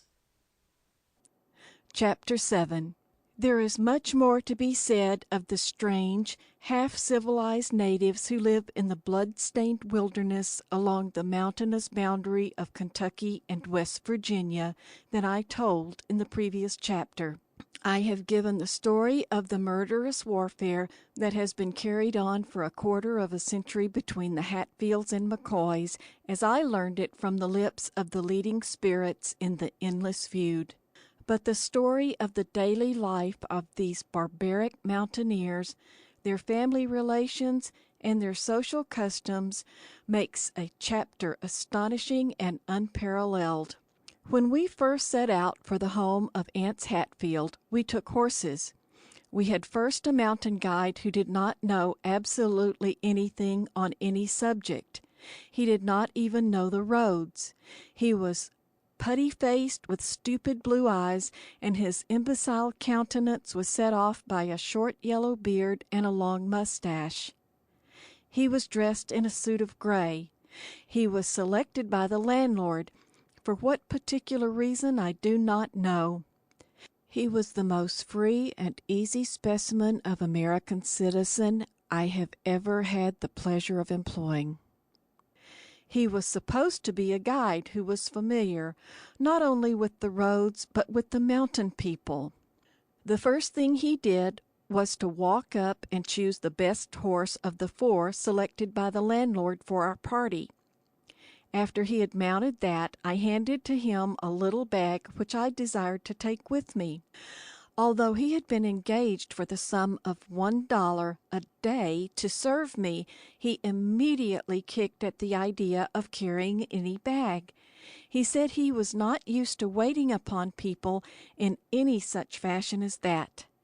He was willing to go along for company for $1 a day, but if I wished to put upon him the ignominy of carrying that bag, I would have to pay him 50 cents a day more. So I was forced to yield to the demands of this mountain scoundrel. We set out on our dismal journey in single file. The villagers watched us with as mournful an air as if we were going to a funeral. I had a comfortable gray mare whose side had been kicked out by her stable companion. Mr. Floyd had a dark brown horse, and my friend Mr. Moore had a heavy bay. We filed down from the village, down steep banks, across the Guyandotte, which comes into this place. There is no bridge, even across this wide stream. We met numerous mountaineers wading across, carrying their shoes on their shoulders. Other people were coming and going in great numbers on account of the court, which was then in session. I soon became convinced that it would be impossible to make the trip this way. I had already been riding for 2 or 3 days, and was so overcome with malarial fever, which I had contracted in the bottoms, that I was unable to endure the fatigue of this style of marching, particularly as our guide was stupid, idiotic, and had to be constantly watched and checked. He seemed to think that Mr. Moore of our party was a particular object for his derision, and every move he made, although he is one of the best writers in the state, was the subject of a derisive haw, haw, haw from this simple child of nature. I am sure that if we should have marched with him 2 or 3 miles, the spirit of Logan County would have seized upon some of us, and there might have been a death charged up against us. But we returned after the first half-mile, dismissed him, put away the curious crows of horses which had been furnished us, and obtaining a steady pair and an ordinarily good wagon, one which we had used in coming over from Logan Courthouse, we made the ascent in that way. The road is so wild and rough going from Logan Courthouse to Devil Anse's fort that it would be impossible to march any body of men through there so as to reach the outlaw. The roads wind in and out, and at nearly every turn was a mountaineer who, although engaged apparently in agricultural pursuits, yet actually was a guard. At the appearance of a stranger, signals passed up the road, whistles would be heard, strange cries, signals passing from one neighborhood to another. In case of emergency, a mountaineer can always make short cuts through the forest and anticipate the coming of travelers by any of the regular roads. Mr. Moore, who was with me, told me that the mountaineers in this neighborhood possess wonderful and peculiar facilities for obtaining information. He said it was almost impossible to serve them with any process of court. He is connected with the United States Court at Charleston. He said he had frequently prepared writs in his office which he had mentioned to no one but a confidential officer sent out to serve them. This officer would ride straight from the town, after the writ being given him, directly to the mountain country where the person desired was living, only to find in the majority of cases that he had already received notice of the officer's coming and had disappeared. Chapter 8. The incidents of the Hatfield-McCoy feud are few in the history of the lawless acts which can be charged against the community living to the east and west of Tug River. The feud between these two families lends a picturesque and dramatic interest to their acts, and much more importance has been attached to this petty war than it really deserves. It will be seen by a scrutiny of the summary of the crimes given above that the reports concerning their number have been much exaggerated, but the incidental crimes connected with this feud are much more numerous. In the region I have named, there is absolutely no punishment for the crime of murder except that of personal retaliation. James L. Dodson, a justice of the peace at Jamboree, Pike County, Kentucky, told me during the course of a long conversation on the subject that he had lived 25 years in that region and had carefully observed the conduct of judicial affairs. I asked him if during that time he had ever known of any judicial punishment for murder. He said not once during the 25 years.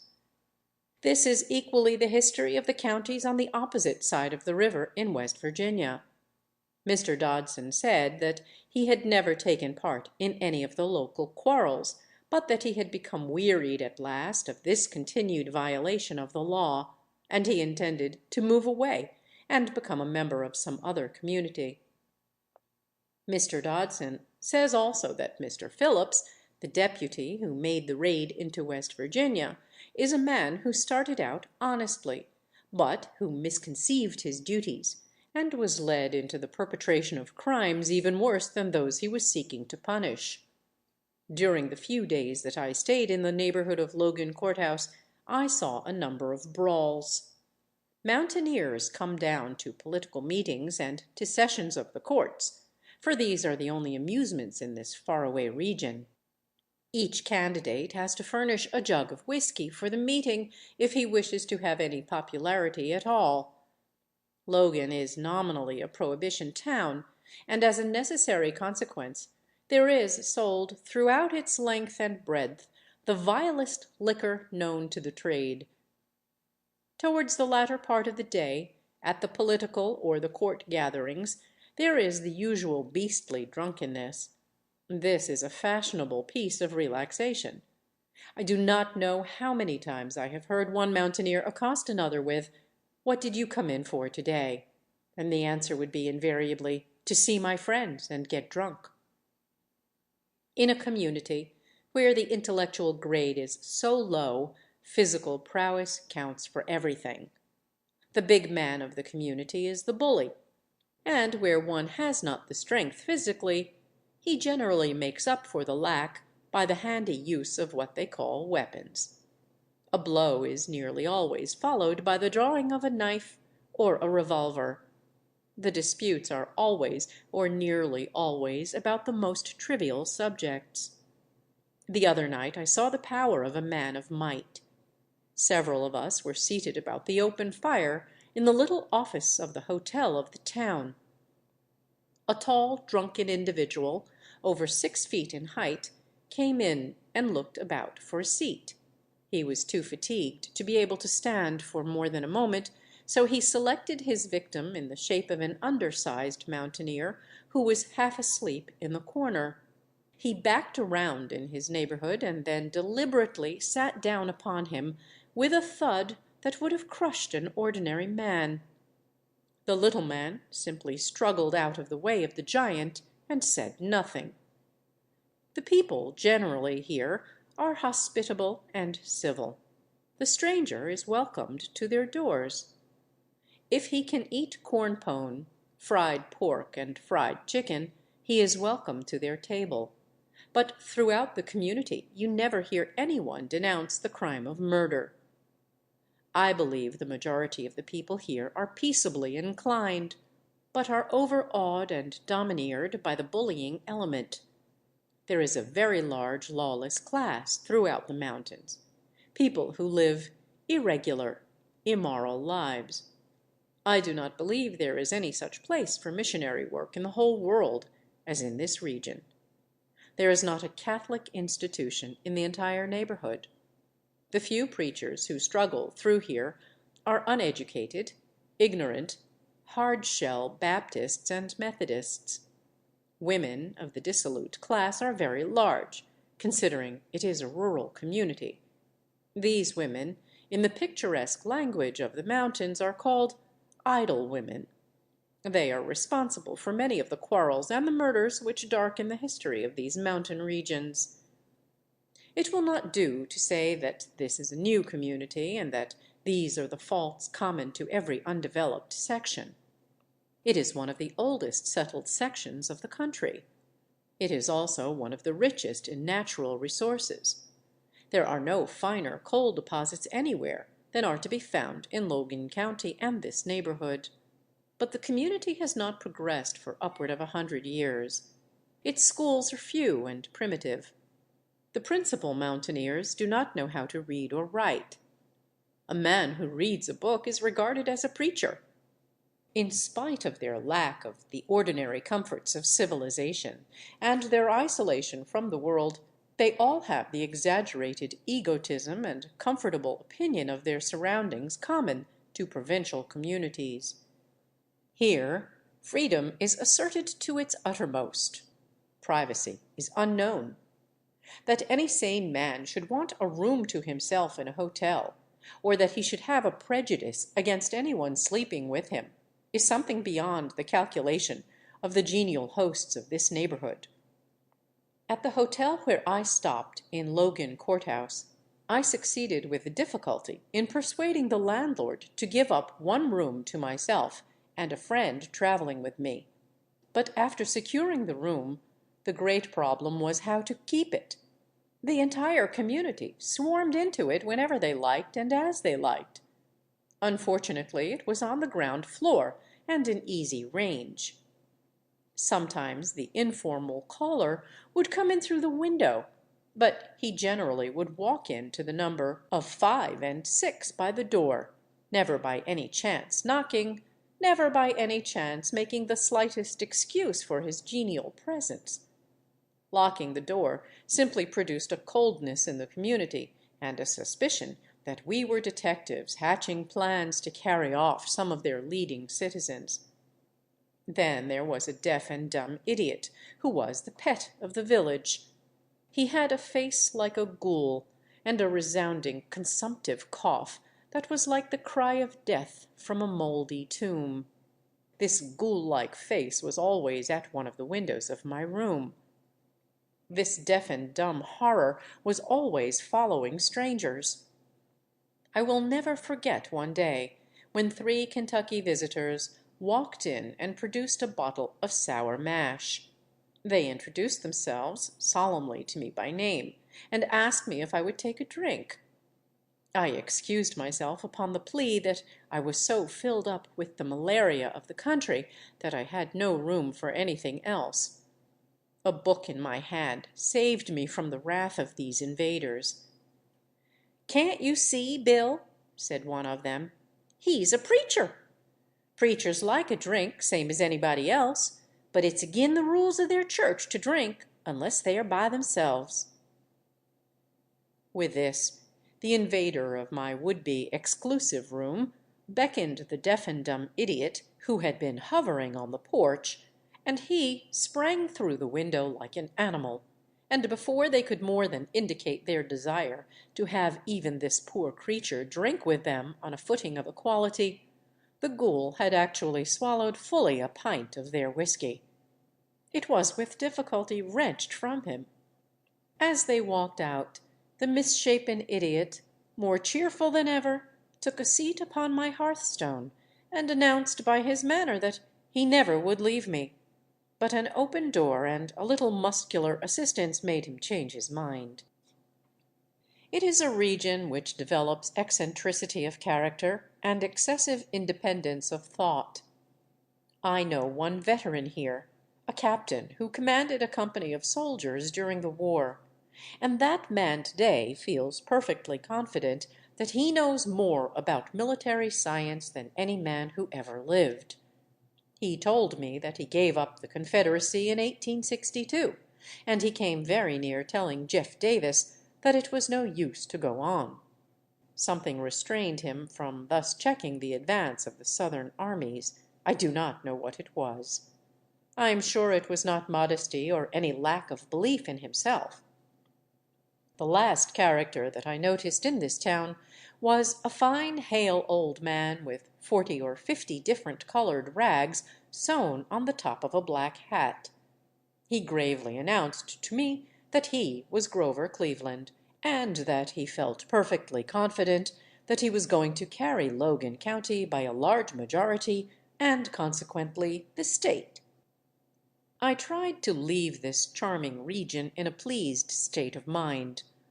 The mere thought of going ought to have been ecstasy beyond description, but as I was moving away, this foul fiend of the deaf and dumb description came sweeping down, and before I knew it, had actually embraced me in a passion of regret at my departure.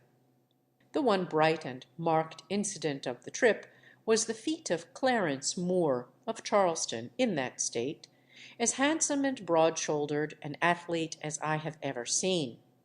He was with me in the World's Express, which was toiling over rock, boulder, and tree trunk at the rate of not quite 4 miles an hour, when the 2 wheels of our feeble wagon deliberately smashed.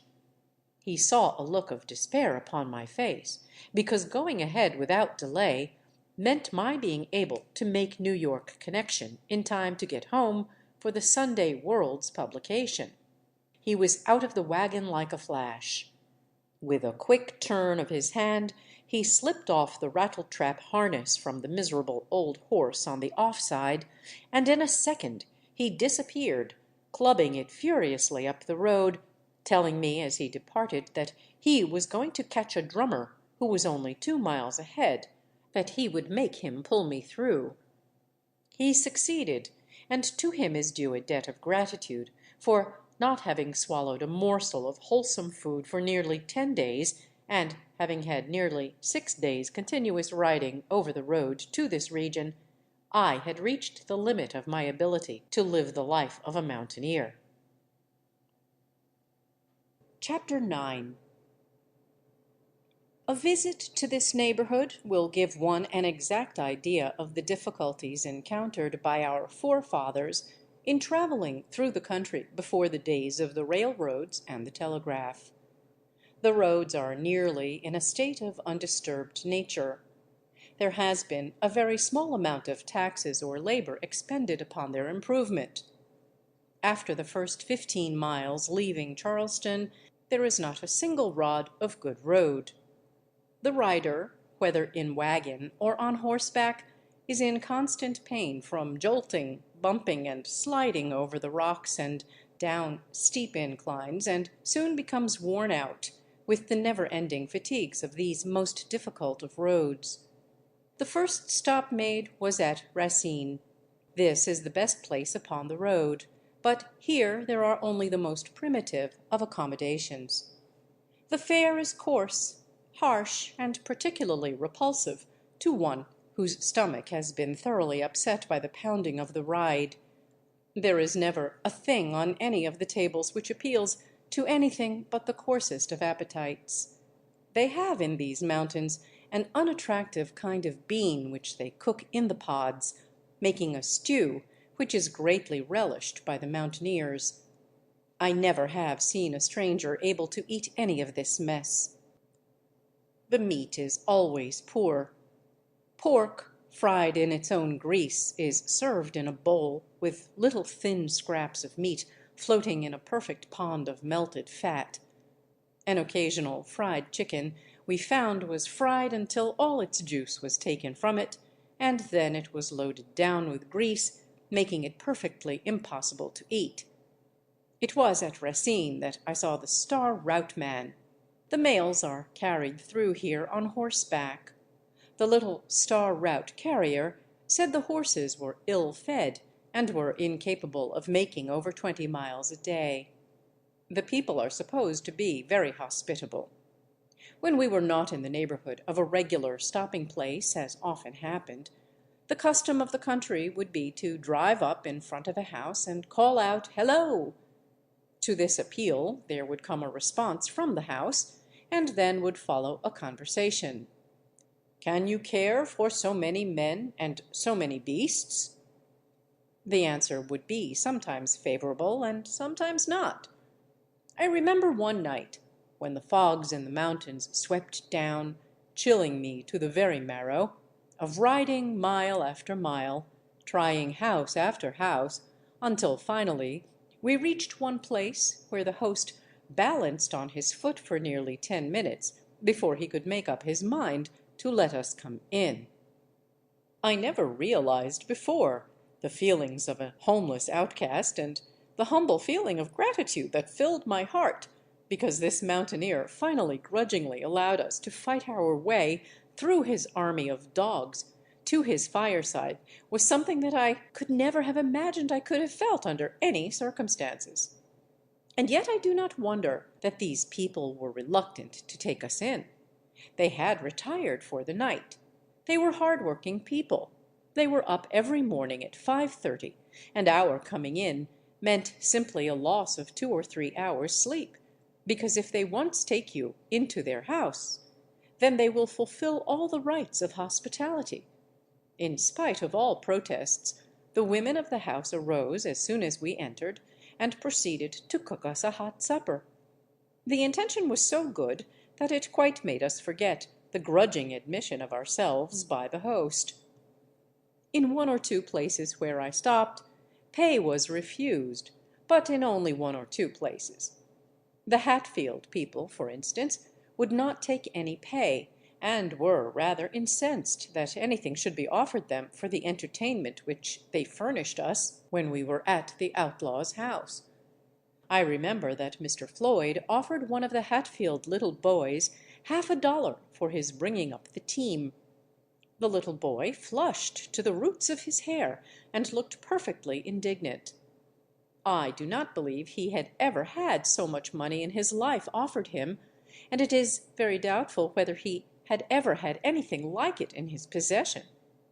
He looked appealingly at his father, and his father said, "Well, Floyd's an old friend, and you can take it." Logan Courthouse, during a session of the court, presents a picture which is a duplicate of all court sessions throughout the petty towns of this benighted region. The place is about as large as Piketown, and is very similar in character. There is a little, long, straggling street of frame houses, small shops and stores, coming down to a square, brick court building, to which is attached the jail. The people come to court, not because they have any business there, but to simply meet their friends and to go on a spree. You will see, up and down the street, people exchanging gossip, sitting down in the sun telling stories, or making preparations for the glorious fun of getting drunk in the afternoon. They are always very friendly in the morning and quarrelsome in the afternoon, but they all unite in one thing, in a cordial suspicion and hatred of all strangers.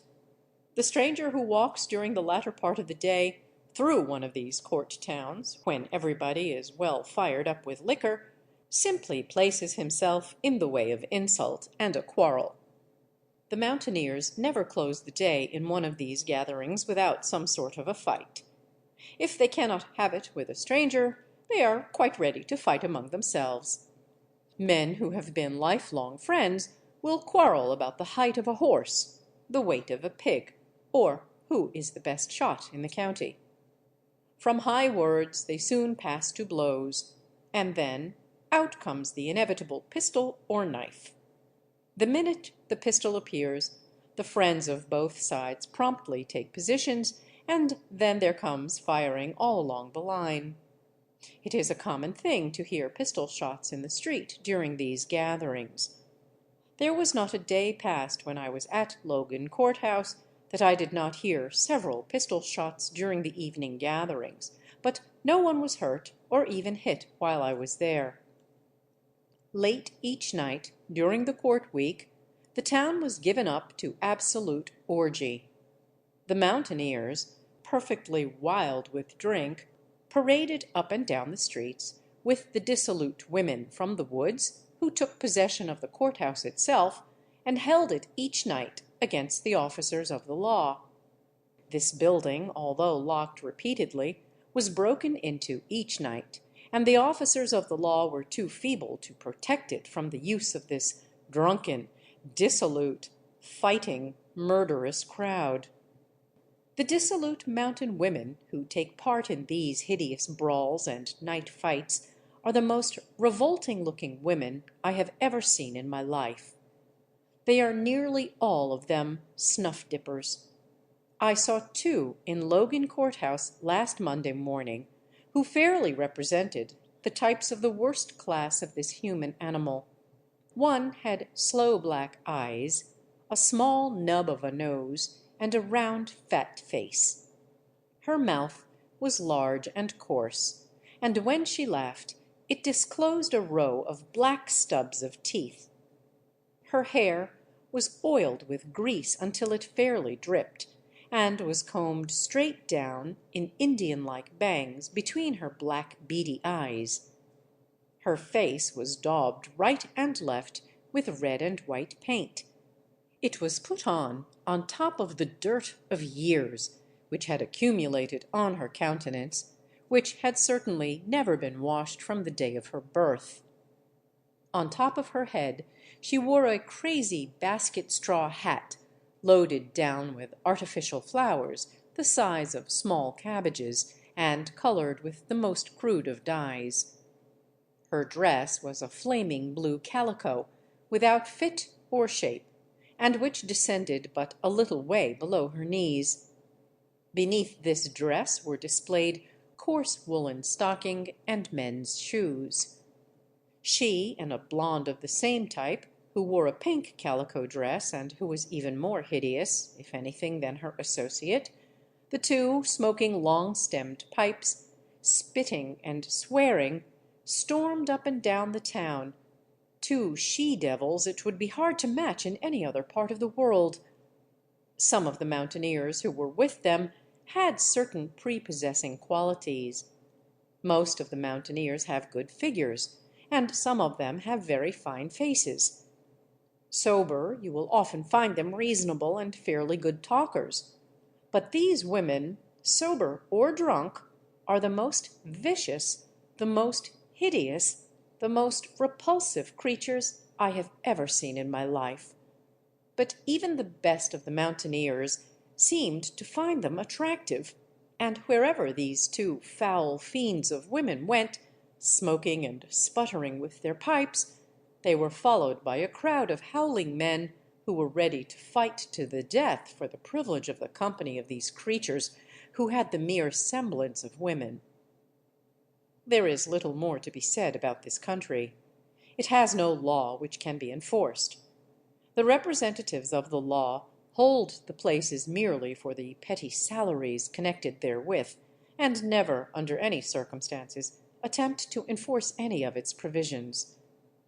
The few feeble attempts which have been made to punish murder in this part of West Virginia have been directed entirely against the inhabitants of the state of Kentucky. The same can be said concerning the authorities of Pike County, Kentucky. There are no newspapers circulated throughout the district. You see an occasional weekly newspaper. No one ever has any books.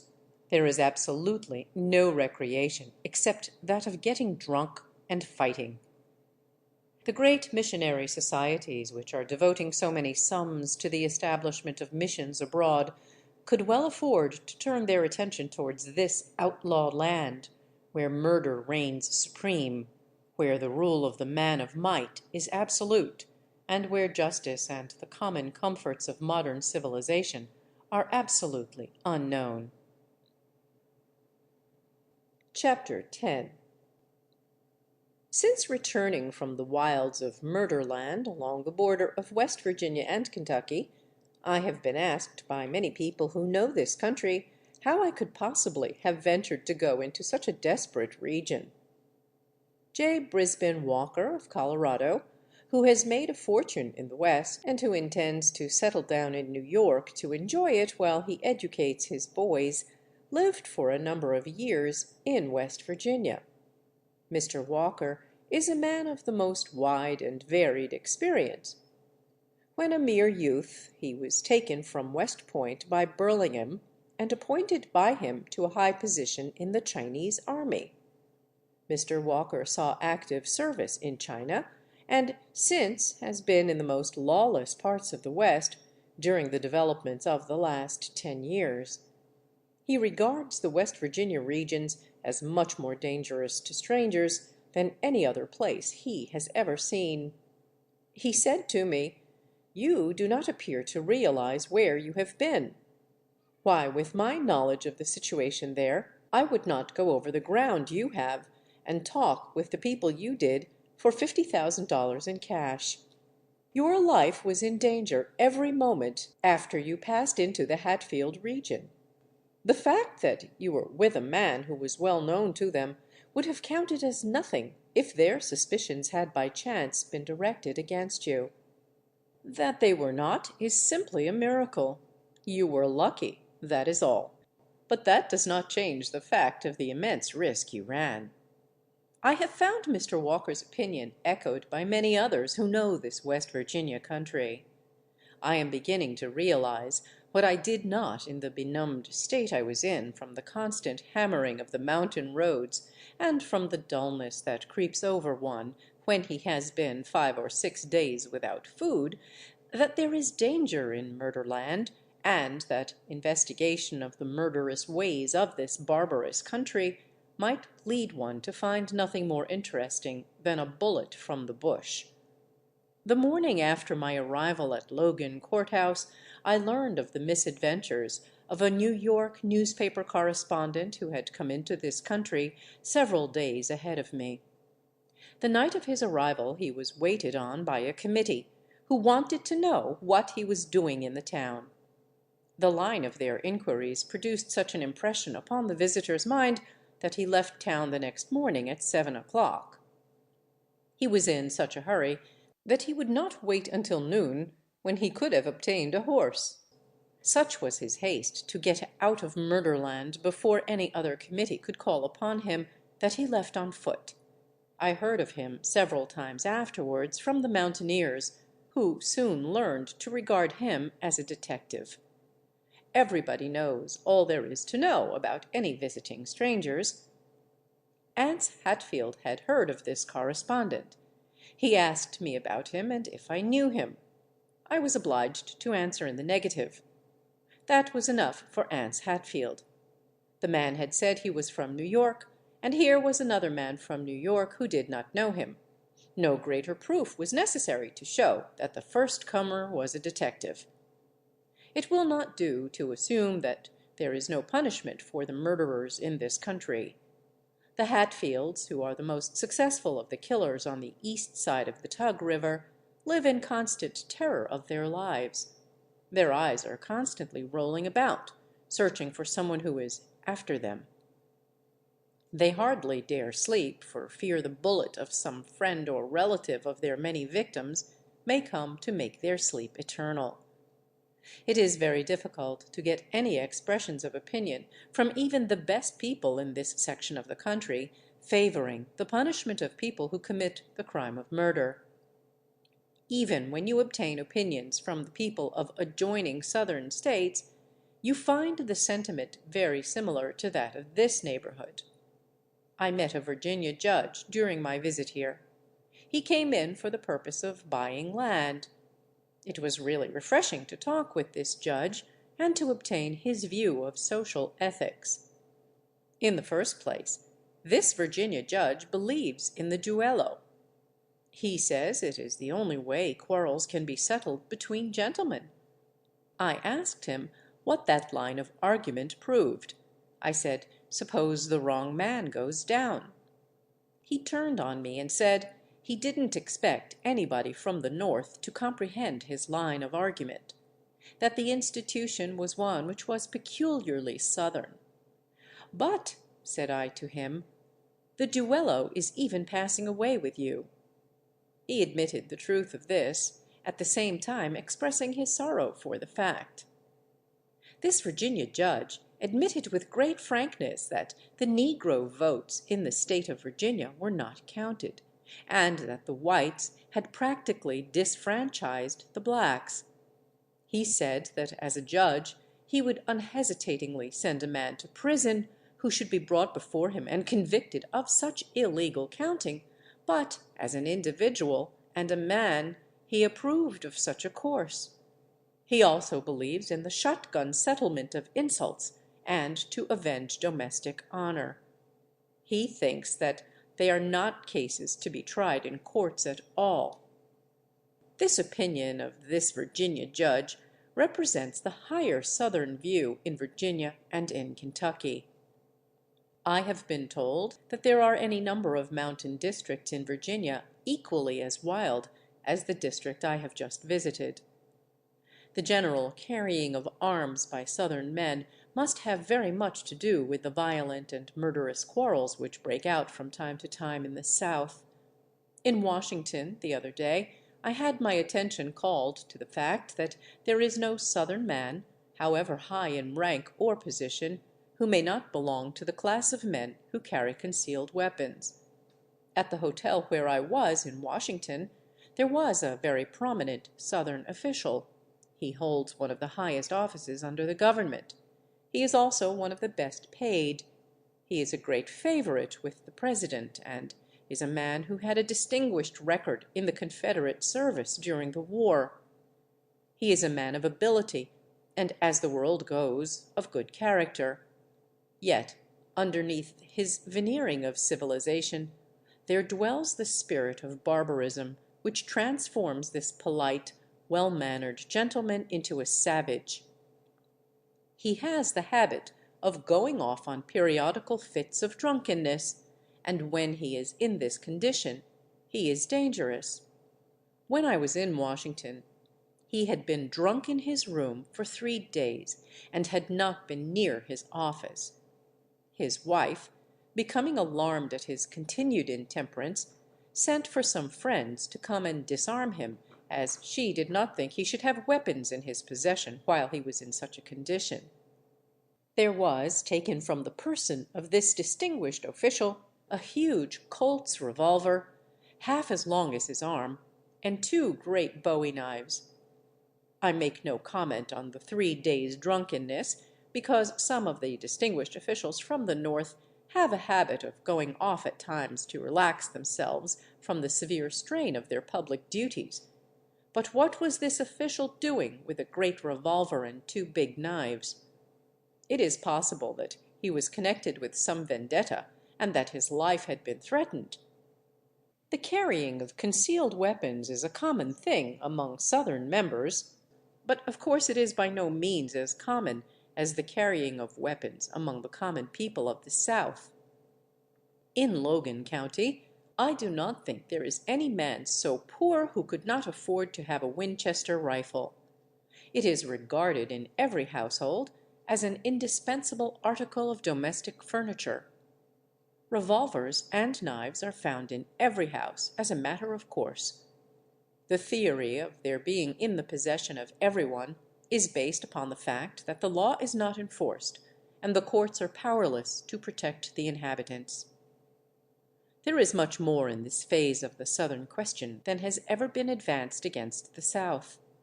Concerning the Negroes, that is an affair which the Southern people will have to regulate for themselves. That is not an affair in which the government can interfere, but there is no doubt that there are numerous sections in the South where just such scenes of violence and lawlessness are perpetrated as I have found in the southwest of Virginia. There is now going on a vendetta in northern Alabama. Kentucky is noted throughout its borders for its family quarrels. They shoot as freely in Georgia and South Carolina as they do in Virginia. While there may be no more murders perpetrated in proportion to the population than in the North, there is no doubt that the killing in the South is done by a different grade of people, by people who, in the North, are classed as respectable and well-to-do. There does not appear to be any distinct criminal class who commit murder for profit or money. The murders are those resulting from personal quarrels. The Hatfield crowd have been the most successful of all the outlaws in the South. The reason of this is that they are isolated from all railroad communication and are so strongly fortified in the mountains. Their women are faithful slaves who work for them without questioning any of their edicts. They seem to regard the men as heroes, and that whatever they do is perfectly right. Mrs. Hatfield, the wife of Anse Hatfield, is one of the strongest and most muscular-looking women I've ever seen. She has intensely black hair, a very broad, swarthy face, and a stout, powerful figure. She is the mother of 12 children, every one of whom she has successfully raised. There has never been a funeral in this family. The mother is as hard as iron. She does not know how to read or write, and never even saw a railroad. She has no more idea of what is right and wrong than a mastiff dog. She has always lived in this wild country, where the men are the absolute masters, and during the last 25 years she has been a contented and prosperous wife of one of the most desperate fighters and most successful hunters of this region. She is as devoted to him and his reputation as is the wife of the most distinguished general. This country, which is now dominated and controlled by as lawless a class of people as is known in any country, is wonderfully rich, and needs only a railroad to come up through it to drive out this outlaw class and develop as rich a line of coal and iron properties as can be found anywhere. The timber in this region is very heavy and especially valuable. But land speculators and railroad capitalists have up to the present time fought rather shy of this region. A week or two before I set out, I had a talk with one of the officers of the Chesapeake and Ohio Railroad, and he told me that he would not go up through this Logan County country for a majority of the stock of his road. I understand that prospectors have, in any number of instances, met with very severe punishment for their temerity in venturing into this country without being properly vouched for. Along the line of Peter's Creek, during the past 2 months, there have been a number of murders of strangers which have not attracted the slightest attention. The people in that neighborhood, when they hear any shooting, simply go inside their houses and shut their doors. They have no curiosity whatever to know what is going on when the crack of the Winchester rifle is heard. The Phillips crowd who now control the Peters Creek region are even more desperate than the Hatfields. I do not think the Hatfields would shoot down strangers on general suspicion unless the stranger made some direct move against them. But over in the Peters Creek region, the fact that a man is a stranger is quite enough to invite shots from the numerous ambuscades which are occupied along the line of this most wretched locality. Chapter 11. The Commercial Traveller's Story, Part 1. Seated in front of the fire in a lonely farmhouse in the bottoms of the Guyandotte River, on the road to Logan Courthouse, I listened to a story of adventure told by a commercial traveller.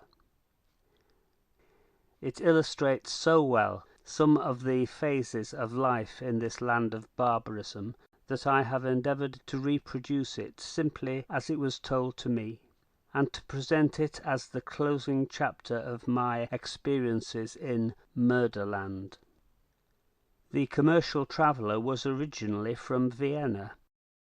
He had served in the Austrian army, losing all his property necessary to his support by foolish and wasteful living. He was obliged to resign. He came to this country to seek employment. He had drifted into the employment of a Richmond house, and at the time I saw him had been travelling through the rough parts of Virginia and West Virginia for some 5 years. Twice a year he came over the mountain roads to Logan Courthouse. He travelled with a light wagon and a stout pair of grey horses, and as he was an accomplished whip, managed to get over the roads in very good time, although each time he went through this particular country he was invariably made ill by the food and the rough riding. Lifting his soft black hat from his blonde curls as he stared through the cloud of smoke straight into the blazing coal fire, this ex-cavalry officer of the Austrian army and former pet of Vienna society began as follows. I have been coming into this country now for over 5 years, but until last year I never met with any experience that was in any way out of the ordinary. It was a dull round of coarse food, bad beds, hard riding, without any pleasure to be found anywhere in the society of the mountain people, who are as dull as death when sober, and who when drunk are simply quarrelsome and murderous. Coming out of this country last fall, I was congratulating myself upon the fact that my 2 weeks' penance was nearly at an end. I was within half a day's ride of a railroad station, from where I could reach civilization in a few hours. I was nearly ill from fatigue and the bad food. Still I kept up well enough, knowing I was so nearly through with my work. In coming around a rocky bend in the road, overhanging the precipitous banks of the Coal River, I met in the narrowest part of the road a wagon, a most unusual sight where nearly all the travel is on horseback. The wagon was drawn by 2 stout bay horses. The driver was a negro coachman in a shabby livery. Upon the second seat in the wagon, which was covered, was a lady. I had barely time to notice her at first, as I had my hands full in making room for them to pass. I backed my wagon until its hind wheels actually hung balanced over the overhanging rock, looking down on the river. I had confidence in my horses, however. They stood firm, where a single backward movement of nervousness would have sent me down onto the rocks below with a broken neck. I just noted that the lady stared at me with terror in her intensely black eyes as her driver slid his wagon clumsily by, barely shoving me as I sat balancing whip in hand, ready to start my horses at the first sign of a clear passage. It was but a moment of suspense. It was ticklish for the minute, but you get used to every kind of risk to life and limb on these mountain roads. As I swung back into the road and to safety again, the lady turned and said, "I am so glad you escaped without accident. I hope you will pardon us for being the occasion of so much risk." I took off my hat involuntarily and bowed very low. I was overwhelmed with surprise. It was the voice of a lady, and what was more, of a cultivated lady. It was the first time I had ever heard such a voice in this wretched country. It was the first time I had ever seen a lady in this region. What could she be doing here, in a country where the hardships were so great as to try the fortitude of the strongest of men? In the quick glance of respectful curiosity I saw that she was young, dark, with very regular features, with blue-black hair showing in a luxuriant coil from under a high black felt hat, ornamented with a raven's wing. Her dress was a close-fitting black. By her side was a huge portmanteau covered with the labels of European travel. With the driver and in the front part of the wagon were several bags and boxes. As I gazed, the lady bowed, and the wagon disappeared round the corner. For several moments I sat lost in thought. What was the meaning of this strange invasion of this land of barbarism? Surely no liveried servant had ever been seen here before. And where and when in the annals of this brutal land had a lady, one of the flowers of modern civilization, ever before appeared? Do not think me over-sentimental for a commercial traveller. Remember my former position and training if you wish to account for my musing. Then when you add to this the well-known natural susceptibility of the commercial traveller to the charms of the fair sex, and you will have something by way of explanation for my being completely transfixed and overwhelmed by the sight which had so quickly disappeared. I could not but help thinking of what this lady had before her. Guarded only by a stupid-looking servant, surely she could never have ventured into this country if she could have had an idea of its difficulties, its hardships, and the absolute disregard for the refinements of life, no more allowance being made for the presence of women than if they were so many inferior animals. As I thought through this most interesting of subjects, I involuntarily backed my horses again, and by exercising great ingenuity succeeded in turning them back upon the road over which I had just made such a wearisome journey. At first I tried to cheat myself with the idea that I had neglected to visit one of the smaller towns upon the crossing of this bad road, and that I ought to return for this purpose. But soon I renounced even this delusion. I found myself under the impulse of a strange spell. I felt impelled to ride on until I should learn more of this strange lady, of the terrible necessity which had brought her into this desolate waste, and, if need be, come to her aid against the dangers and discomforts surrounding every stranger's visit to this region. I could not now explain to you the feeling that controlled me. I seemed to be acting under orders mysteriously spoken by some unknown but superior power. I followed along slowly, keeping the strange carriage barely in sight, when, in turning the bend just above the very difficult fording of a jagged, rock-bottomed stream, I saw signs of distress ahead.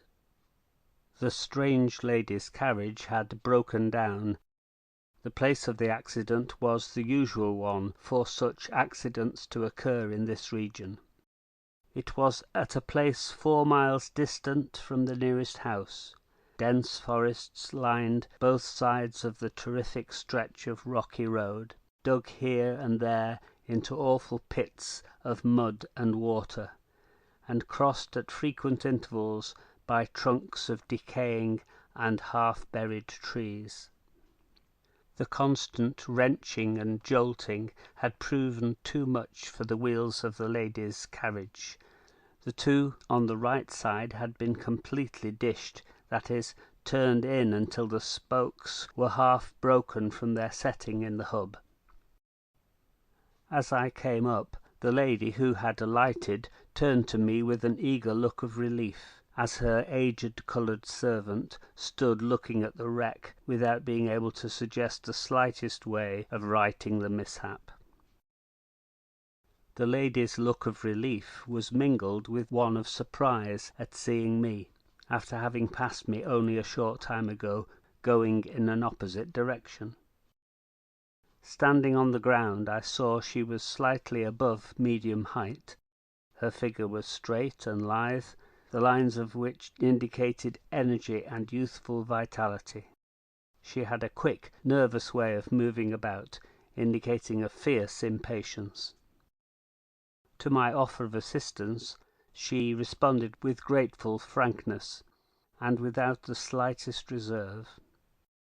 I had in my mountain rides been confronted with such accidents before. I had a wrench, a hammer, and a hatchet in my wagon, for use upon such occasions. I directed the helpless negro to bring a rail from a neighbouring fence, and in a few moments I had the carriage propped up and the wheels off. With another rail employed as a lever, the negro and I managed by our combined weight to bring the spokes back into their place. Then I cut some tough hickory withes, and, weaving them in and out between the broken spokes, I managed to so strengthen the broken wheels that they could be trusted, with careful management, to serve their purpose for several hours at least. When this was done, I turned to the lady and said, "Permit me to offer you a seat in my carriage to your next stopping place, as your carriage should now travel with as light a load as possible, to avoid a second breakdown. There's a blacksmith's shop 10 miles further on this road, near a house where I have often stopped. It is the only comfortable place within 20 miles, and it is now coming on night rapidly.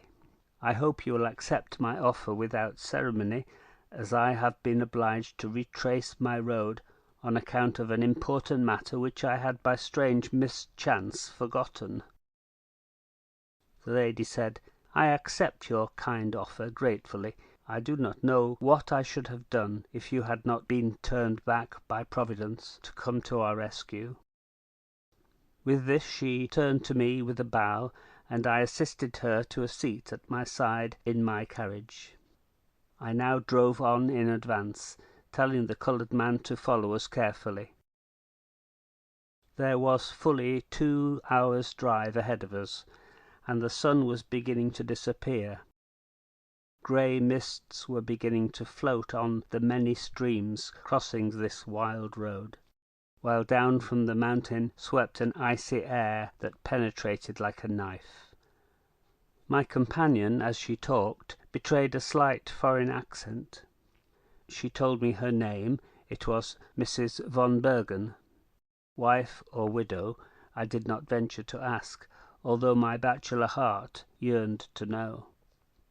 Mrs. von Bergen's name indicated foreign associations, and her slight accent indicated foreign birth, although she spoke English with great fluency and correctness.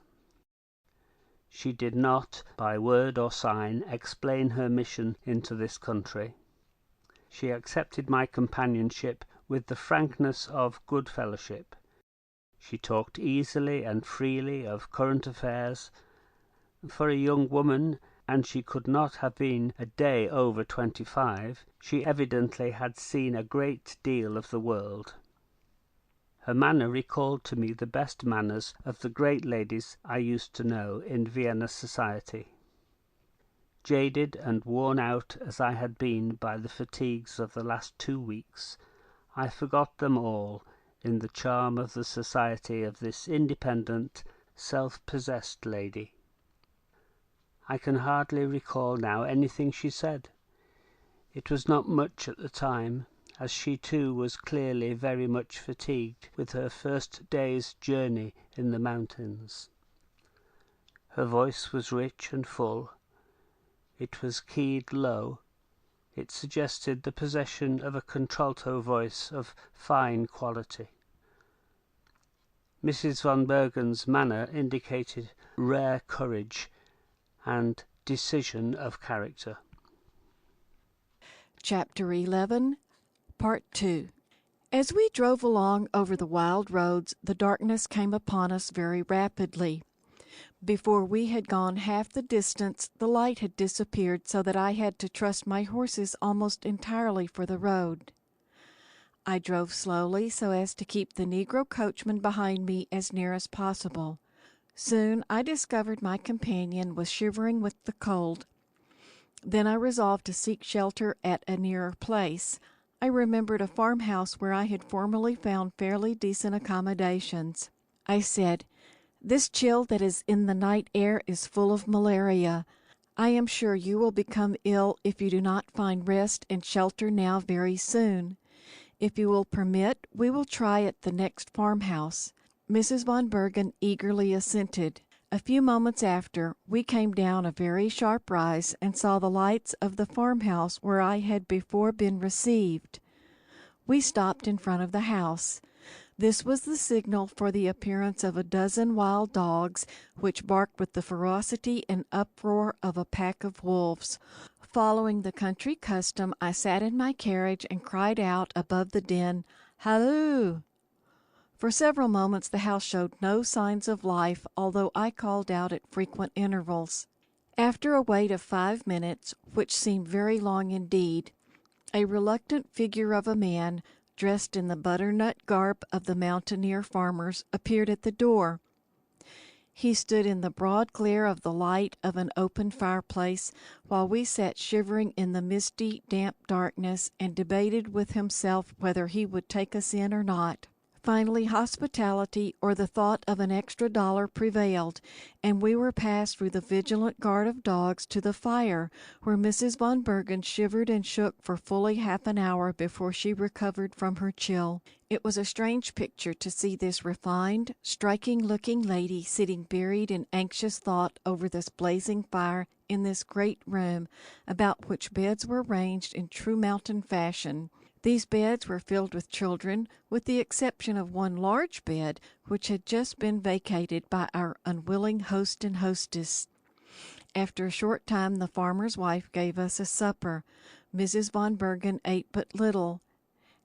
After the supper I explained to the mountaineer the necessity of Mrs. von Bergen's having a place to sleep separate from his family. They managed with difficulty to give her a bed in a little lumber room out of their one family room, while I spent the night in the chair in front of the fire. In the morning, after a meager breakfast, and our horses were hooked up to the carriages, I ventured to ask some questions of my companion. I said to her, "In 1 hour we shall arrive at the little settlement where you can have your carriage mended.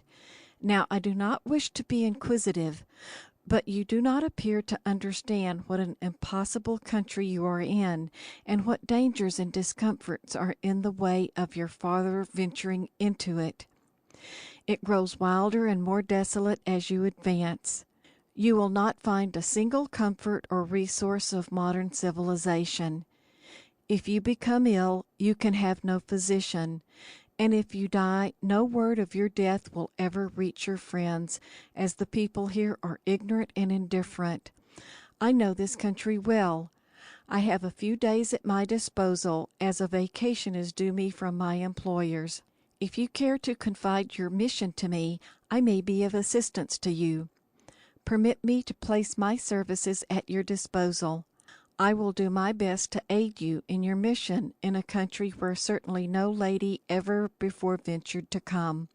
Mrs. von Bergen looked at me long and earnestly, and then her eyes filled with tears as she grasped me by the hand. "I have met with much kindness in this country," said she, "but with nothing equal to this. I shall accept your offer in the spirit it is made, for I am beginning to see that I have undertaken more than I can carry out unaided. Listen," she continued, with rapid, energetic gestures. "I can give you but a half confidence. The real object of my mission must remain a secret, but a very important part of it I shall be glad to tell you about, as it is absolutely necessary for me to have the assistance of someone who knows this country thoroughly. Do you know a place called Logan Courthouse?" "Yes, I do." "What kind of place is it?" "It is a small village of 200 or 300 inhabitants, dependent upon the mountain farmers of the surrounding neighborhood. It is a good day's ride in advance of us. It is the center of the most lawless outlaw population in the United States. It is so remote from outside civilization that there is no pretense there of enforcing the law. Crime is never punished except by personal vengeance. It is the headquarters, today, of a powerful family engaged in one of the bloodiest vendettas known in this country. Think well before venturing into such a place. I feel confident that I could protect you against any actual violence, but I could not prevent the possibility of your being made a witness to scenes that would certainly shock and terrify you, for I warn you that you are now going straight into the devil's own particular country, where for nearly 100 years the Church and all her agents have renounced all struggle with him and have left on the Big Sandy only one feeble structure to indicate that they ever cared to undertake a struggle with such a formidable adversary." Mrs. von Bergen straightened with really an almost military erectness as she said, "Still, I must go." "But that is not all. What further obstacles shall I meet? Are you prepared to go without food for days, except the coarse, greasy stuff that nothing but actual starvation will enable you to force down? Can you go through a country where you can find no house where you can be assured of any privacy? Where a woman, in the mind of everyone in the neighborhood, ranks no higher than an Indian squaw?" "I must go, nevertheless, at all risk." "I shall say no more, and shall give you all the assistance in my power." "Thank you very much. I am in such desperate need of help that I shall accept without remorse what I know I have no right to ask or expect. But I owe you some sort of explanation in return for your kindness." Here my fair companion turned towards me and said, "Did you ever hear of General Steinmetz of the Austrian army?" "I had the honor of once serving under him." "You?" "Yes, madam. I was formerly an officer in the Austrian army." "How strange to meet a fellow countryman in this wild country, and a former officer under my father! For you must know I am a daughter of General Steinmetz." At this I took off my hat and saluted the daughter of my most distinguished chief of former days. The pleasure and charm of her presence was doubly increased by this knowledge of her being a fellow countrywoman and the daughter of my former chief. I have always been a wild enthusiast, owing doubtless to the strain of Magyar in my blood. I was ready to go ahead with my companion and to serve her without question, and to serve her as loyally and devotedly as any knight of olden time. Pardon my sentimental attitude. Even commercial travelers may have occasional periods in their lives where they can rise to emotions above the pleasure of mere taking orders and selling goods. I did not attempt to analyze my feeling. I was so pleased to get out of the routine rut of my humdrum existence in this most humdrum of countries that I was content beyond expression. Mrs. von Bergen, after listening to my enthusiastic pledges on learning that she too was from my own city of Vienna, continued, "My father, you well know, was in this country during the late War of Rebellion. He was on the staff of General Grant. He was in this country at the close of the war. He passed through this very region afterwards with General Sheridan. In company with the general, he bought a large tract of land in the neighborhood of Logan Courthouse upon the favorable opinion of one of the engineer members of General Sheridan's staff. This engineer said that this land contained a magnificent coal property and that it would be possible to develop it as soon as a railroad should pass through this country. My father bought the land, 5,000 acres, for a very small sum.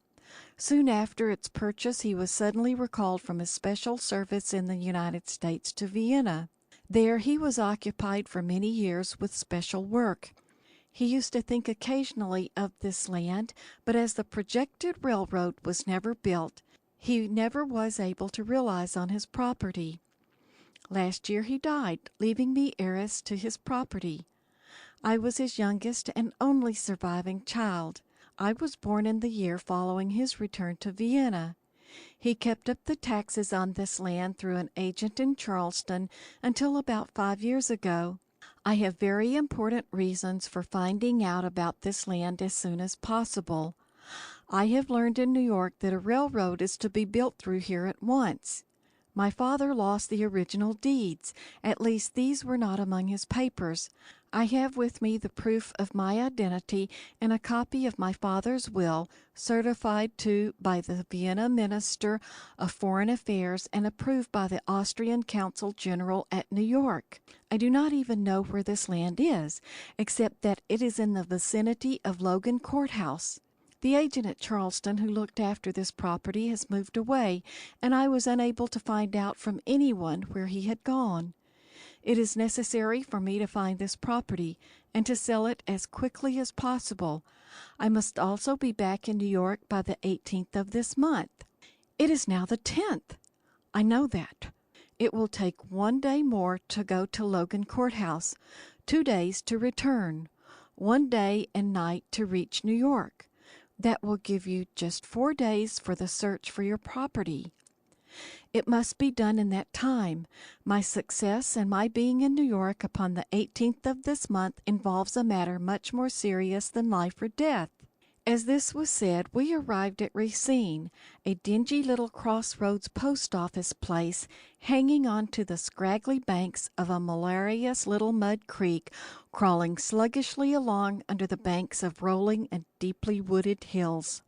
At Racine, it was soon found that it would take several hours to mend the broken wagon. The postmistress of the place, who also managed the little house which was an apology for a tavern, loaned us a stout wagon sufficiently good for the servant and the baggage. This was arranged in a few moments, and then we pressed rapidly on. I do not propose to describe the monotony of the West Virginia hills, which never rise at any point along the line of this road to the dignity of mountains. The rough riding prevented much conversation. In 1 or 2 places we found the stream swollen so that we were delayed. The darkness of the late fall day swept down upon us before we had reached the end of the journey. Again, I had to apply to the private hospitality of the country. I remembered one place of a most desirable character. It was the comfortable house of a former captain in the Confederate service. He is a man of very peculiar ideas. He is a very upright man and noted throughout the neighborhood for his bravery and his integrity. Still, his house was not a general stopping place, and it depended very much upon his mood whether he was willing to take in strangers or not. To my call of hello, he responded by coming to the door, followed by the usual pack of dogs and children. He was a tall, broad-shouldered man with a resolute hooked nose, face set off by a white military mustache. He had the air and pose of a great landlord instead of being a well-to-do farmer in a small way. He came out to apologize to me for not taking me in as a guest, but when he saw my lady companion and listened to a word of explanation concerning her, he at once relented and invited us into the great room of his snugly built house, where he gave us seats in front of the ever-open blazing fireside of these mountain houses. Chapter 11, Part 3. I will pass over the details of the struggle to wash in the iron skillet outside the door, and the attempt to eat something from the table bountifully supplied with fried pork, heavy bread, and corn pone, and return to the scene which took place in front of the fire an hour after the meal. Captain John, as he was called in the community, was a most gallant man. There were 3 topics dear to his heart, and I named them in the order of their nearness and their dearness. First, military achievements and anecdotes of the war. Second, fair and lovely women. And third, hosses, as he called them. He was enchanted with the honor of having such a guest seated in his house as this fair Vienna lady. When he learned that she was the daughter of a soldier and of a great general, his enthusiasm knew no bounds. The captain regarded himself as one of the military geniuses of this age. During the war he was the captain of a company called the Logan County Tigers. In his opinion, he maneuvered this company during the war with more actual skill and talent than was displayed by any officer in the army. "None of my men," said he, "were ever killed when I was in command. I never was a doggone fool enough to have my men stand up when there was any fighting going on. I kept them close to the ground, where every now and then one of them would get touched, but none of them ever got killed." It was he who once gave General Lee free and frank advice how to conduct his campaign, was sent to the guardhouse for 2 weeks to ruminate over the jealousy of great commanders who were incapable of receiving wisdom from subordinates. It was during the recital of some of these reminiscences he chanced to mention the name of General Steinmetz as one of those foreign officer chaps who came down through these mountains after the war was over. He had not noted the name of Mrs. von Bergen's father when she was first introduced to him. It was an off chance that called up the reminiscence of this officer in the eccentric captain's mind. Mrs. von Bergen started at the mention of her father's name and said, "And did you know him?" "Yes," said the captain.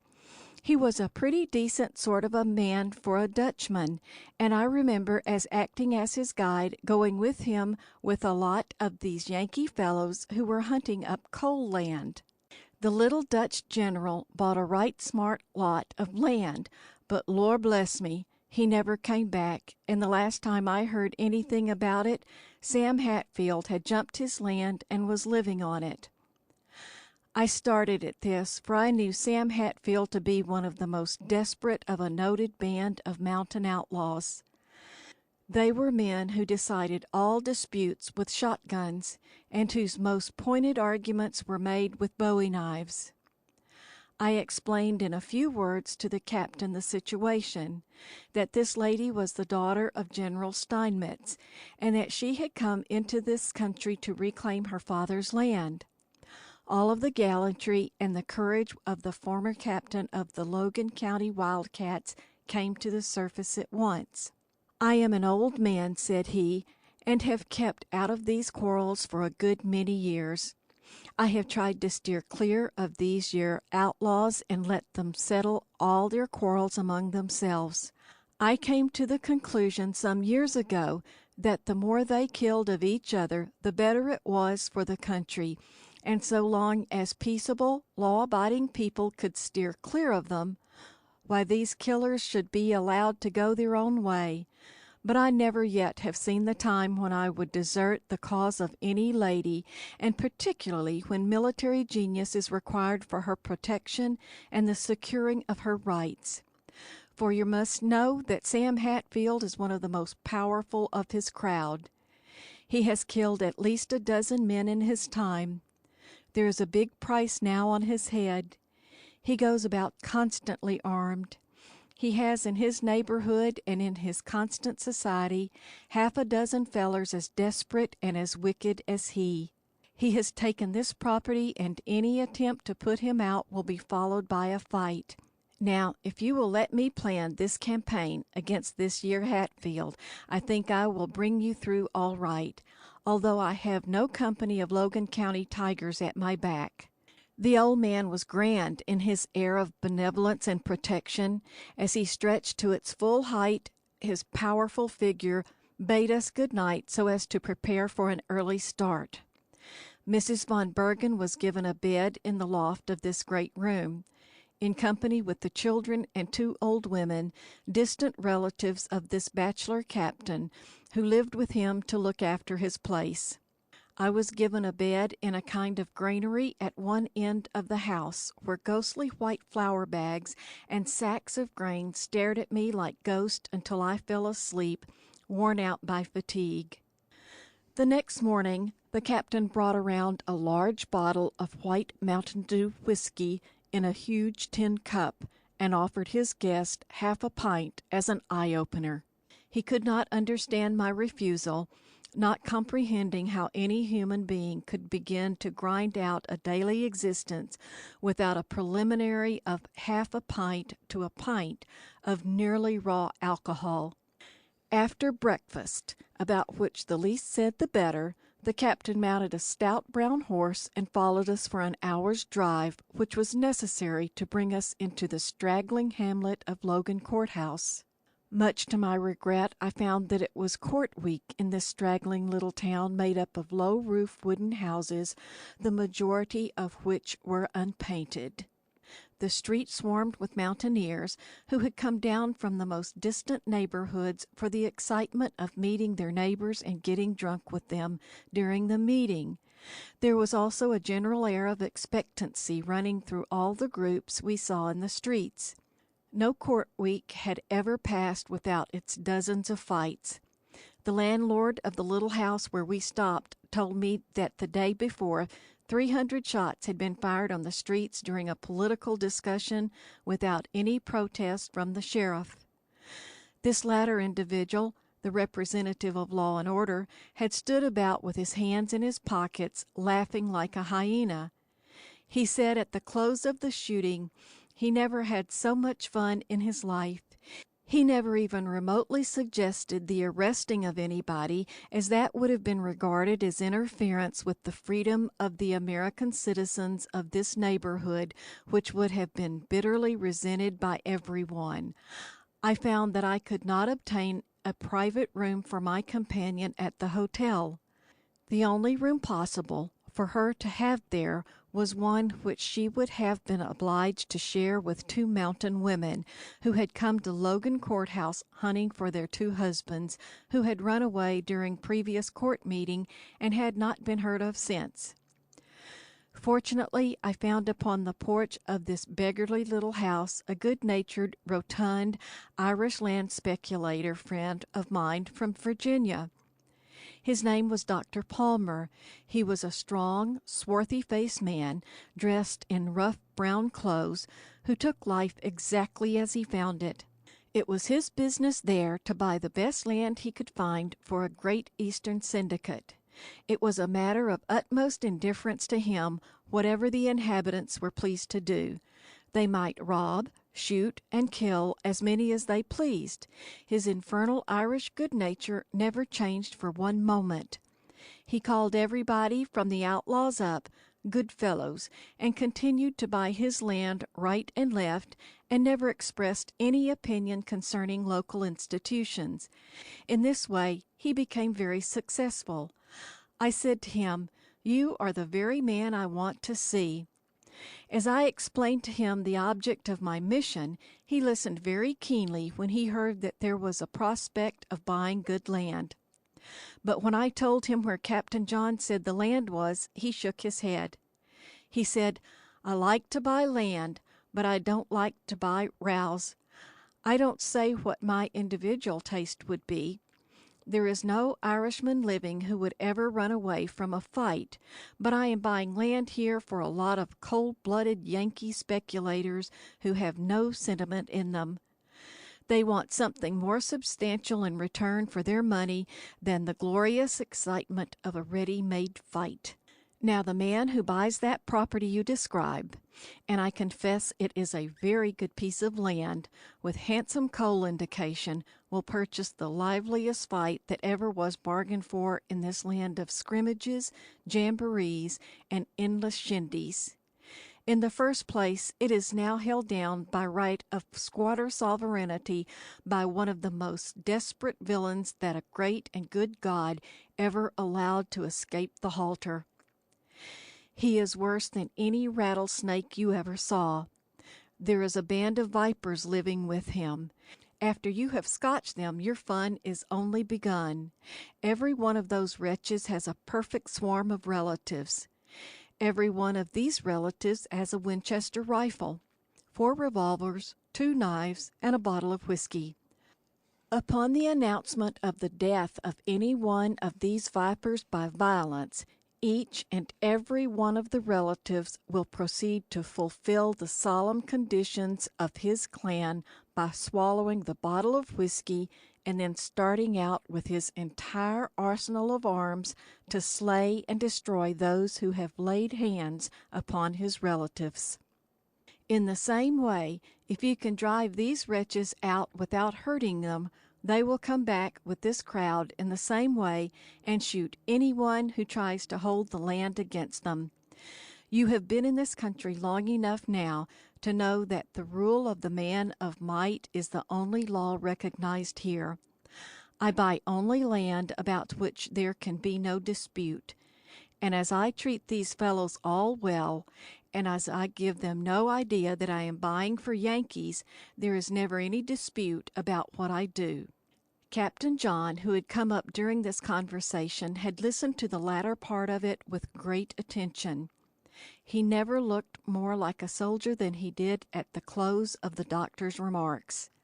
He stood very straight, with his slouch hat cocked in the most belligerent fashion over his right ear, and his flowing white mustache standing out in savage curls on either side of his hard-lined mouth. He looked at me for a moment with a very resolute air, then he dropped his left eye with a sly air and said, "Now is the time for military strategy," and immediately disappeared down the street without a word of explanation. Thanks to the kindness of Dr. Palmer, an invitation was secured for Mrs. von Bergen as a guest at the house of the leading merchant of the place.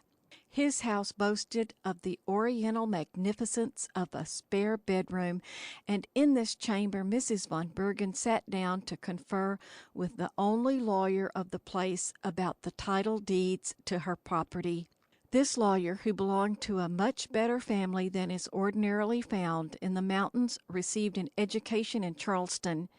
He was vastly superior to his surroundings, but a fatal lack of energy and a fondness for the whiskey of his native land kept him a humble resident at Logan Courthouse, when his abilities would have justified his becoming an important man in the state. With him, Mrs. von Bergen visited the courthouse and soon found the record of the deed acquired by her father some 20-odd years before. She was able to comply with the few formalities that were required. She then paid the small amount of taxes due for the last 5 years, and received, during the course of the day, a new copy of the deed and full receipts for taxes. She was now in a position to sell. During court week there were always land speculators in town. This court week proved no exception to the rule. There were at least 6 reputable purchasers at Logan Courthouse at the time of our visit. During the day, Dr. Palmer called upon her in company with a lawyer and represented to her the difficulty she would have in obtaining possession of the land.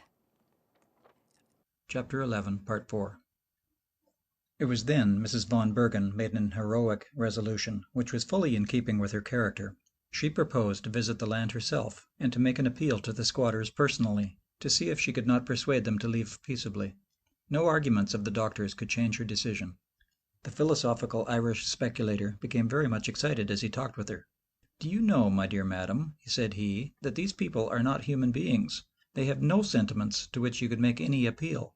They are simply animals of the lowest degree. They would as soon kill a woman as a man. The only answer that you will have to your appeal will be a bullet, if these squatters think that you are in earnest in your attempt to dispossess them of this land." When this argument failed to make any impression on this courageous woman, the doctor said, "You will not be able to drive there. The roads leading to it are impassable for wagons. It can only be reached after 2 hours of the hardest kind of horseback riding." The reply to this was that she was used to horseback riding, that she would prefer that means of going.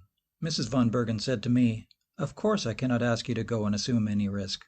I replied, with the phrase of the Northern patriots during the war, that I had enlisted for the war and did not propose to desert then. She thanked me with a smile and asked me to make preparation for an early morning start, as she proposed to use the remainder of the first day of the 4 she had, before she must turn back, in resting from the fatigues of her journey. The little Irish land speculator came out with me. He said, with many an emphatic oath, "I am going to break over the rule of my life for this region, and possibly destroy my business here for ever. Up to the present time I have kept out of all these rows. It is a matter of indifference to me how many of the animals in this neighborhood kill each other. But when I see a real lady involved, overboard goes all my prudence.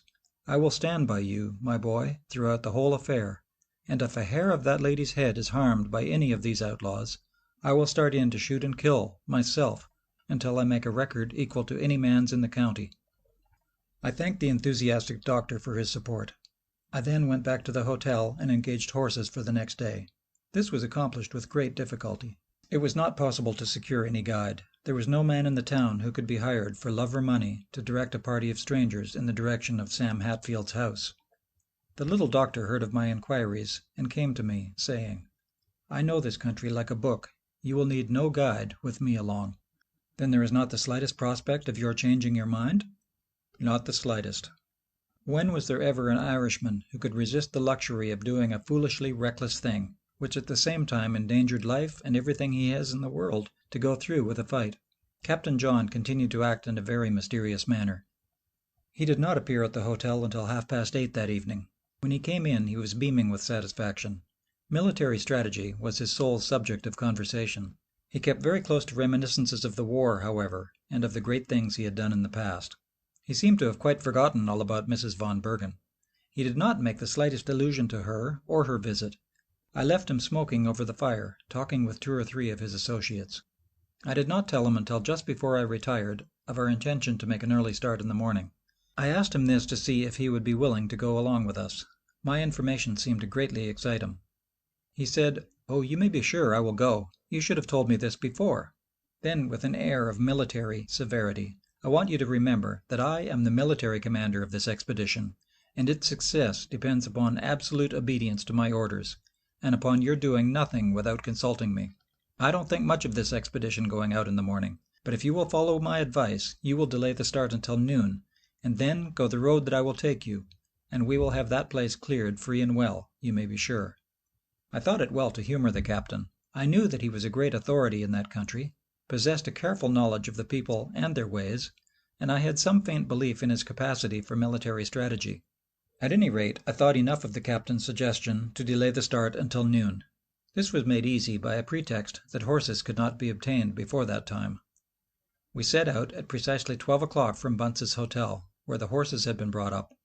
They were the sorriest looking animals possible, but they were used to the mountain roads, and were good enough to take us for the short journey we had in view. We set out with the captain leading. He was the only well-mounted man in the line. He had the strong brown horse from his own farm. We all followed in single file. The Irish doctor was next to the captain. After him came Mrs. von Bergen, and after her myself. The servant we left behind. Not one of us was armed. It has been my rule, in travelling in this country, not to carry arms. I have found that the carrying of arms is more likely to get you into trouble than out of it.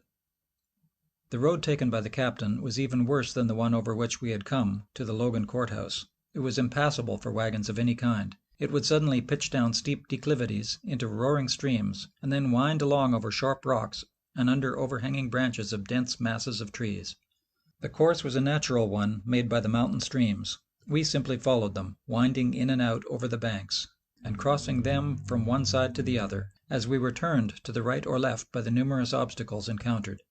I had been told at Logan Courthouse that this land was distant only 2 hours' ride, even over this rough road. The captain must have taken us by some roundabout course, for we rode until 6 o'clock before he ordered a halt. He stopped in front of a small log hut lying under the shadow of a dense forest, which swept down from the purple hills of a far distant background. This house was deserted. The captain walked in with the air of the proprietor. An open fire was blazing in the hearth. The captain turned to Mrs. von Bergen and said with a genial air of hospitality, "This little place I have borrowed for this expedition. It belongs to an old friend of mine. He has only one room, to be sure, but you will find it very comfortable on that pile of skins in the corner. And as we men folks will be on guard tonight, why, you can sleep there just as safe as a baby." He then took me aside, and from the front of the house pointed out a log house with a shingle roof, about a quarter of a mile away. "That," said he, "is Sam Hatfield's house. That is where he's squat.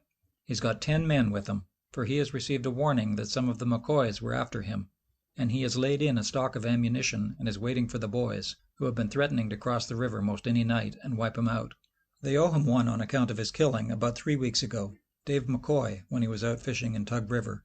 They dropped the boy, as usual, from behind, but some of the country people saw who did it, and so the word was passed around, although no one ever dreamed of going nigh any of the court officers in the case. Now this your lady in here will have no more chance of mercy if she should attempt to go over to that house than if she should go into a rattlesnake's nest. I'm hoping, if my plans carry, that she'll have no need to bother with those sorts of animals tomorrow morning." "What do you mean?" I asked. "What is the plan?" The captain turned to me and said, "Now it is too late for anybody to stop it. I don't mind telling you. I have been playing a bit of military strategy. You know I have made it a rule never to mix in these quarrels. Yesterday I sent word to the McCoys that Sam Hatfield was intending to leave the country, and that he would probably get away tonight. They will probably be across the river within the next 2 hours. I told them to come strong, and there will be 30 or 40 of them. They will come prepared to kill Sam Hatfield and to burn up the house. And then, you see, that property will be clear and free without getting any respectable people involved in this fight." "Do you mean to say," said I, "that you have deliberately planned to have these people begin killing each other simply for the purpose of freeing this property? Why, you are really worse than they." The captain looked at me with pity. "It's easy to see," said he, "that you have never been a soldier, or you wouldn't talk like that. These people are all the time shooting at each other. The McCoys were coming over some night this week anyway. We have no law and no punishment in this country for shooting, and where's the harm in my setting these wild cats at each other a night or two in advance of what they originally intended? Seems to me you got foreign notions in your head. I don't believe you are even a naturalized American citizen. If you were, you would have more sense." I shall not attempt to make any apology for myself. I did not say one word to Mrs. von Bergen about the situation. I must confess that I even took actual pleasure in the thought that the McCoys were going to cross the river that night to aid in evicting the murderous Hatfield, who held the property of my friend. Perhaps I had been in this barbarous country so long that I had become infected with its spirit. However that may be, I present the case as it is without any attempt to soften anyone's judgment of my conduct. Soon after my arrival we had a meagre repast from a lunch brought with us. At 9 o'clock Mrs. von Bergen wrapped herself in a huge rug, and lying down upon a pile of skins in the corner, soon fell asleep, overcome by the fatigue of the afternoon ride. The captain waited outside the house, steadily watching the Hatfield house. I remained with him, determined to remain up all night to watch the outcome. The doctor wrapped himself in a grey cloak and went to sleep under the shelter of the porch. It was a lonesome watch. The night was cold, and the grey mist from the creeks was very dense and penetrating. About 11:30 footsteps were heard in the road. The captain signalled for me to be silent. There then passed around the corner in front of our house some 30 men. They were all on horseback. We awakened the doctor and told him in a word what was up. The captain said, You remain here, so in case the lady wakes up, you will be able to keep her from becoming too scared. My friend and I will just follow this crowd up the road to see what they are going to do." Chapter 11, Part 5. The horsemen by this time disappeared. We followed cautiously after them. They dismounted when they were within 30 rods of the Hatfield house, and tied their horses in the neighbouring woods. There 1 or 2 men were left on guard. An order or two was given, and the men separated in the darkness. It was evident that they were given orders to surround the house. Sam Hatfield, evidently, was not to be taken absolutely by surprise, for the surrounding party had not taken over a dozen steps when the crack of a Winchester was heard in the neighbourhood of the house, the singing of a bullet, and then the sound of flying feet and slamming of a door. The outside sentry had fired a signal of alarm and had taken refuge in the house. The firing instantly became general. The attacking party fired round after round at the house. This continued for upwards of half an hour. Shots from the house were returned, then there was silence. Evidently the invading party had devised some new plan of attack. What this was soon made apparent. While attracting the attention of the besiegers by a pretended attack at the front of the house, 1 or 2 of the McCoys ran up from the rear and set fire to the building. There were no women in Sam Hatfield's family at that time. His wife had deserted him some 3 months before because of his cruel treatment. The moment the house was fired, the light shingles caught like tow. The whole was in a flame in a moment, lighting up with a vivid glare the clear and open glade in which the house was situated. The Hatfields saw in a moment that their only chance was in a charge to break through the line. While 2 or 3 kept up a rattling fire from the front, the door to the back part of the house was opened, and in a moment 10 men came rushing out, running swiftly as possible to the woods 30 rods away. Instantly the fire of the attacking party was concentrated upon the Hatfields. 1 or 2 of the inmates of the house fell.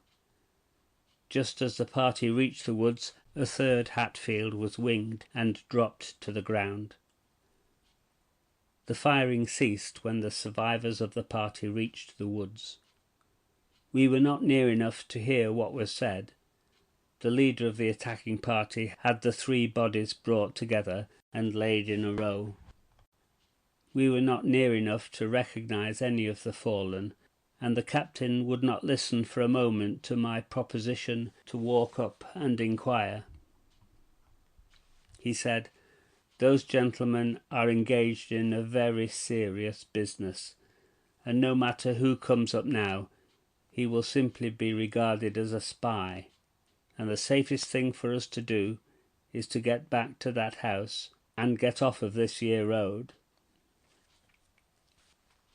We made our way back as quietly as possible, and there we found Mrs. von Bergen awake, standing outside near the door, in company with the doctor. She was greatly excited over the terrible picture of the night attack and the burning of the house.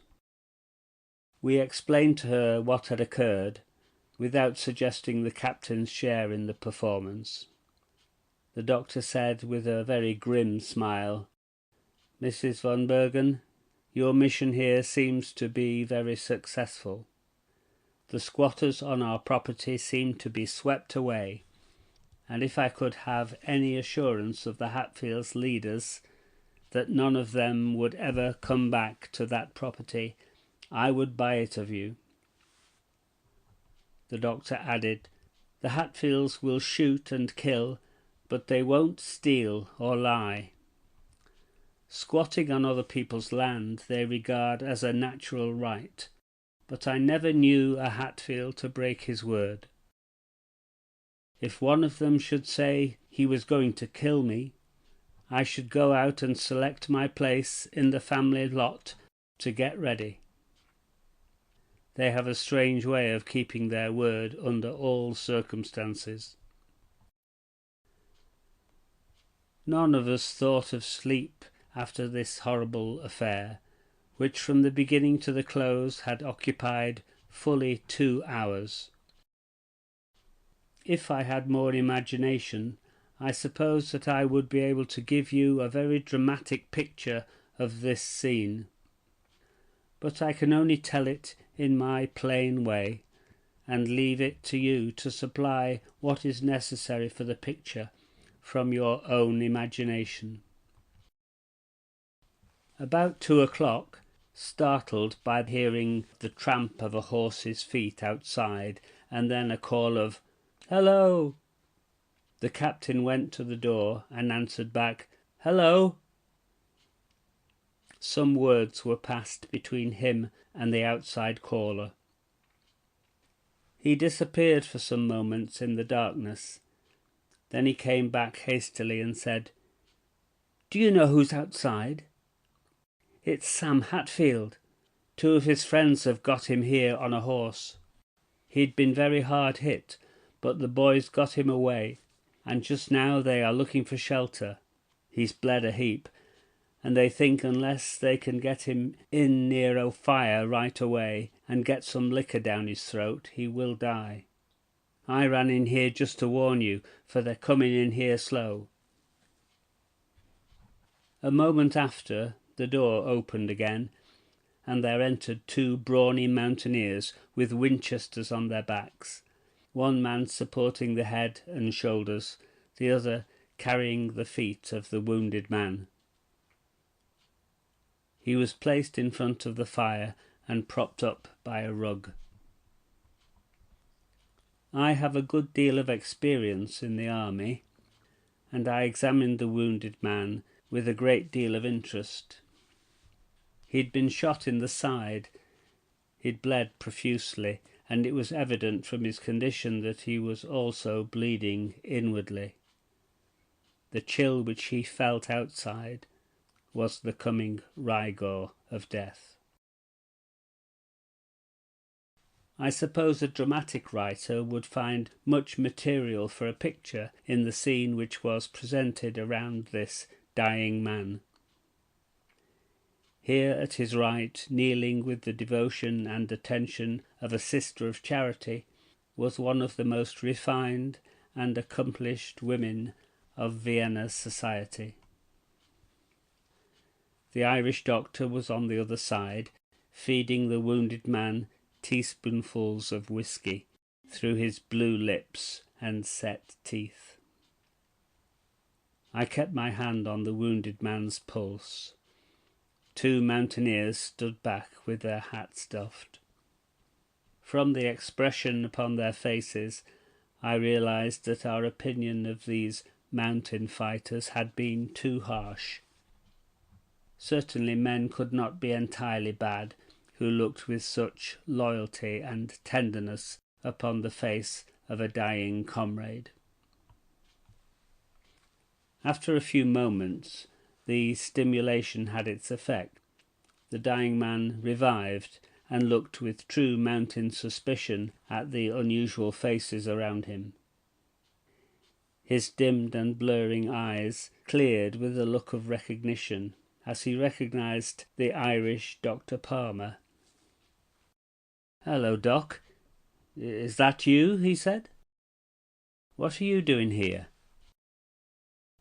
At this question the doctor's face flushed up with a look of benevolence, and then with keenest business, as he said, "Sam Hatfield, you have always been considered in this country a brave man. Now, Sam," he says, "I suppose you would like to know the truth about yourself." "Yes, Doctor." "Well, Sam, if you've got any messages for your home people, You better send them now, for you haven't got more than an hour to live."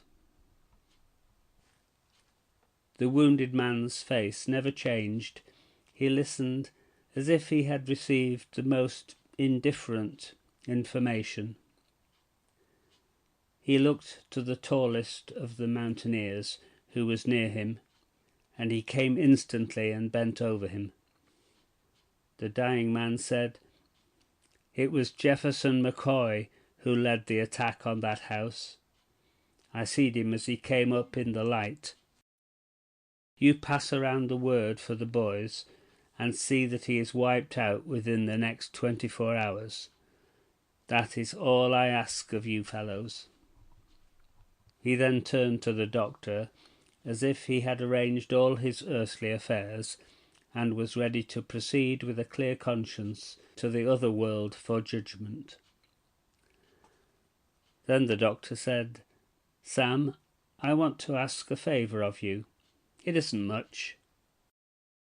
The dying man was growing weaker. He attempted to reply, and his voice failed him. More whisky was given him. He revived, but after a longer interval. The doctor then spoke rapidly and said, "Sam, I've always treated you square. Now I want to ask something of you. This here land where you've been living belongs to this little lady here." The dying man began to scowl, but the doctor went on. "It's her land, Sam, and I want to ask you as a favour if you will pass the word to the Hatfields to keep off of it in the future. Your word, Sam, given now, is just as good title as I will ask to it." The dying man paused for a few moments before making his reply. He then beckoned to the other mountaineer and said, "Tell all the Hatfield boys to do as the doctor wants." I shall not describe the dying scene. Sam Hatfield was dead within half an hour. When we left early in the morning to return, there was a great congregation of Hatfields about the house, all armed. They came to bury the dead and swear vengeance against the living. The return ride to Logan Courthouse was made within 2 hours. I shall condense my story now so as to give you its conclusion as briefly as possible. At 2 o'clock on the 3rd day of Mrs. von Bergen's visit to this country, the Irish doctor gave her a certified cheque on a New York bank for $25,000. I escorted her out of that horrible country, leaving early that afternoon. By an unmerciful ride we reached Brownsville that night, in time to catch the early morning train, which came along at 2 o'clock in the morning. When the railroad was reached, I could not bid Mrs. von Bergen goodbye. I asked permission to accompany her to New York. The next day, seated in a comfortable drawing-room coach, Mrs. von Bergen rallied from the fatigue of her exhausting journey, and was able to talk more about herself. "You have been so faithful to a perfect stranger," I did not like her accent upon the word stranger, "that I feel it my duty to confide to you the secret reason of my hurried visit to Logan County, and my still more hurried return. For if I am not in New York by tomorrow morning, if any accident should happen which should delay my arrival there, the whole object of my journey would be a failure. The matter is very simple, although I have made such a mystery of it. My only brother, who has been all in all to me since my husband died 1 year ago, he was the executor of my husband's estate, In settling it up, we found that my husband was not a good man, but a very dishonest one. I can but speak plainly of him now.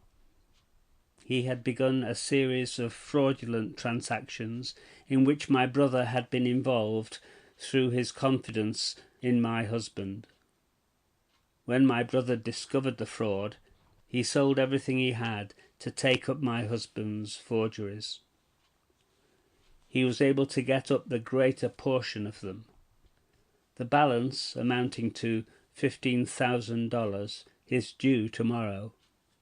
If not taken up, the forgeries are certain to be discovered, and my noble brother disgraced, and, I am sure, imprisoned.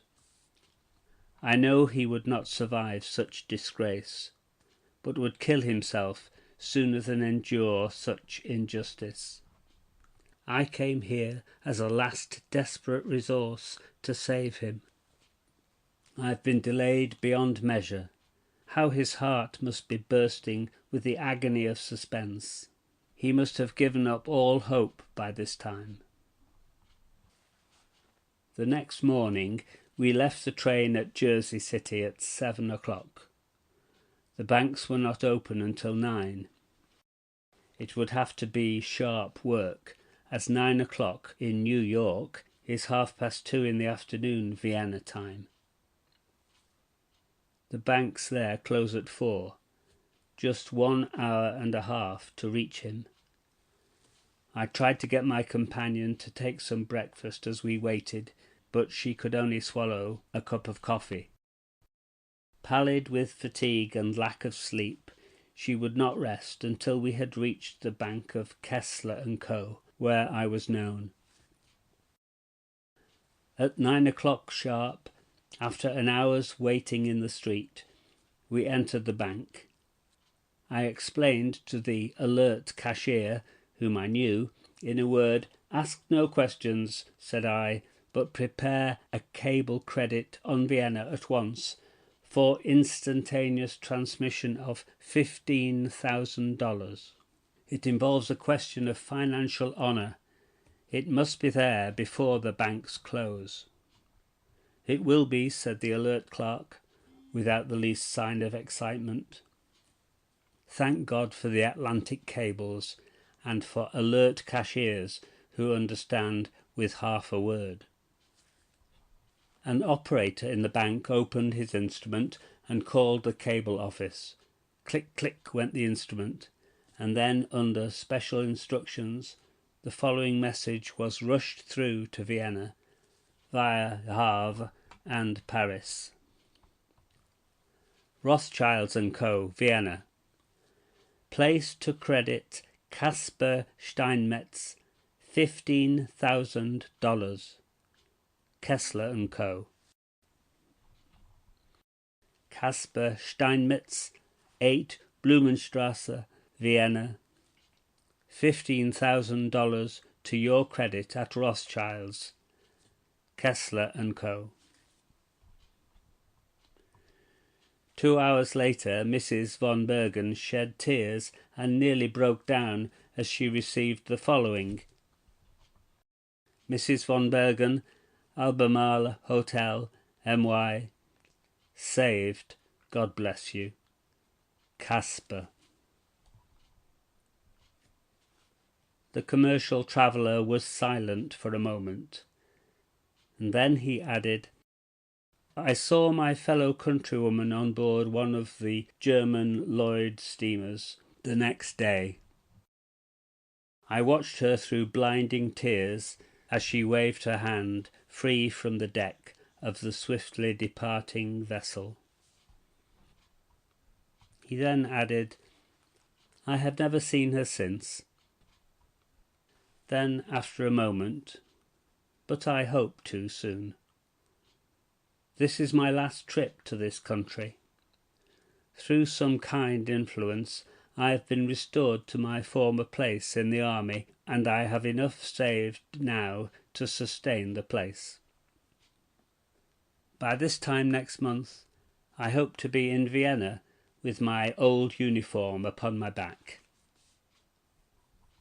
What more he hoped, I could not venture to say. But from the look of pleasant rumination upon his face, I am sure his hopes were agreeable ones, and I sincerely trust the gallant fellow was disappointed in none of them. Appendix. Since my visit to West Virginia, several arrests have been made among the outlaws. None of the Hatfield people has been captured, however, nor is there any immediate prospect of their being punished. Charles Gillespie, one of the minor characters who assisted in the burning of the house of the McCoys, has been arrested.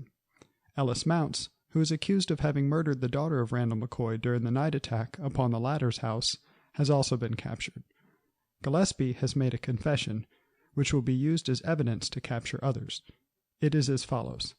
On the first day of last January, I was at home when Cap Hatfield came along and said, "Charlie, we're going into Kentucky tonight to have some fun. Get a horse and meet us and go along." Well, I did not know what was up, but I told Cap I would be on hand, and after a little trouble I got a horse and was at the rendezvous, where I found Cap, Johns, Ellis, Bob, and Elliot Hatfield, old Jim Vance, Ellison Mounts, and a man who goes by the name of both Mitchell and Chambers, whom I know by the name of Gorilla. Jim Vance was in command of the party, and it was agreed at the start, before the real object of the trip was disclosed, that all should yield to everything he said and do all he might order us to do. It had been claimed that the whole Hatfield neighborhood was with us that night. This is not true. There were just 9 of us, and the 9 I have mentioned. Arriving at a convenient distance from the McCoy house, I was first made acquainted with the real object of our trip. Vance told us that if old Randall McCoy and his son Cal were out of the road, every material witness against the men who had taken part in the murder of the 3 McCoy boys would be removed, and there could be no conviction of any of them, even if they might at some time be arrested for it. All had become tired of dodging the officers of the law, and wished to be able to sleep at home beside better bedfellows than Winchester rifles, and to occasionally take off their boots when they went to bed. This was the reason which old Jim Vance gave us, and Cap and John Hatfield agreed with him.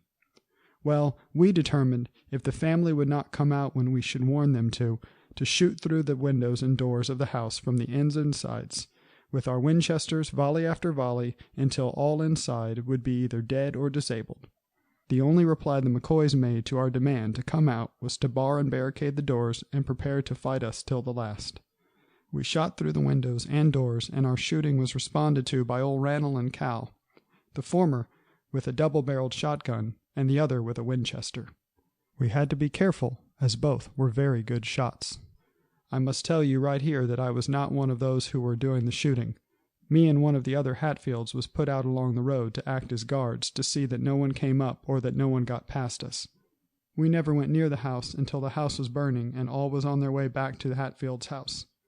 When they came up, Ellison Mounts said to me, "Well, we killed the boy and the girl, and I am sorry of it. We have made a bad job of it. We didn't get the man we wanted at all," meaning old Randall. "If we had got him, it would have been all right, and our work would not have been lost. There will be trouble over this." I asked him about the fight as we went along home, and he told me how Chambers had crawled up on the roof to get at those inside and to fire the house, when Randall McCoy heard him, and, firing at him through the shingles, shot his hand off behind the knuckles. He said Chambers got down, tied his hurt hand, and, taking his Winchester, began shooting again. It took some time to get the McCoys out, but finally the door opened and Cal ran out at the top of his speed towards a corn crib. Several banged away at him, but none of the shots took effect, and 1 or 2 more shots were fired, when he was seen to jump up and fall forward. We went to him and found him dead, with a big hole in the back of his head. The girl came out of one of the 2 dwelling houses, and wanted to get into one where the family was, and some of the men told her to go back, but she knew them and named them, and she was killed. Cap was blamed for this, but I think Mounts did it.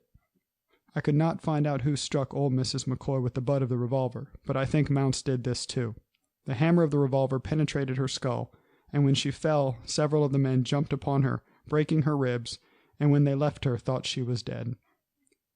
I had let my horse go on the way to the house of the McCoys, and had to get up behind Mounts, better known as Cotton Top and Cotton Eye, because he has white hair and white eyes. On the way home he talked a great deal. Once he said, "If John Hatfield had not shot before we were ready, there would not have been one of the McCoys in that house alive now. That shot gave them inside a correct idea of the location of some of the men, and they kept us well in sight right along thereafter. They kept us so far away that it was a long time before we got up to the house and we were able to do anything." Mounts told me that he himself made the first move towards getting into the house, breaking into the annex to the cabin, where he found Alfaro McCoy and the little children. He demanded that the men in there should come out. She told him that there were no men about the annex, but Mounts insisted that she make a light. She told him to give her a match and she would satisfy him of the truth of her words. Then Cap Hatfield yelled, "Shoot her, blank her, and let's go on." Then Mounts shot her, and she fell dead without a word. They began shooting through the doors and windows of the cabin, thinking that some of those in it would be looking to see what was going on in the annex, and by the promiscuous shooting to kill all within the house. After this volley, nothing was done for several minutes. Cal McCoy, from the loft of the cabin, in the meantime got sight of the men and began firing at them rapidly, that they all got behind a log pig pen for safety. There they concluded to burn the house, and Mitchell, by dodging around for a little while, managed to get to the roof with a torch and fire the roof, but not till old Rannell had shot off one of his hands, as I have described. This was done with a revolver, and the old man was not 2 feet from Mitchell when he fired. He could only see his hand, and he did the best he could at the distance. Well, we all went back to Cap Hatfield's, and most of us stayed in his house all night, leaving early in the morning. I did not see the gang again. There was one of the 9 missing, but I could not tell who it was. None of us spoke of the fact but once. I left home within a day or 2 and have not been back since, and have no means of knowing what is going on. End of section 20.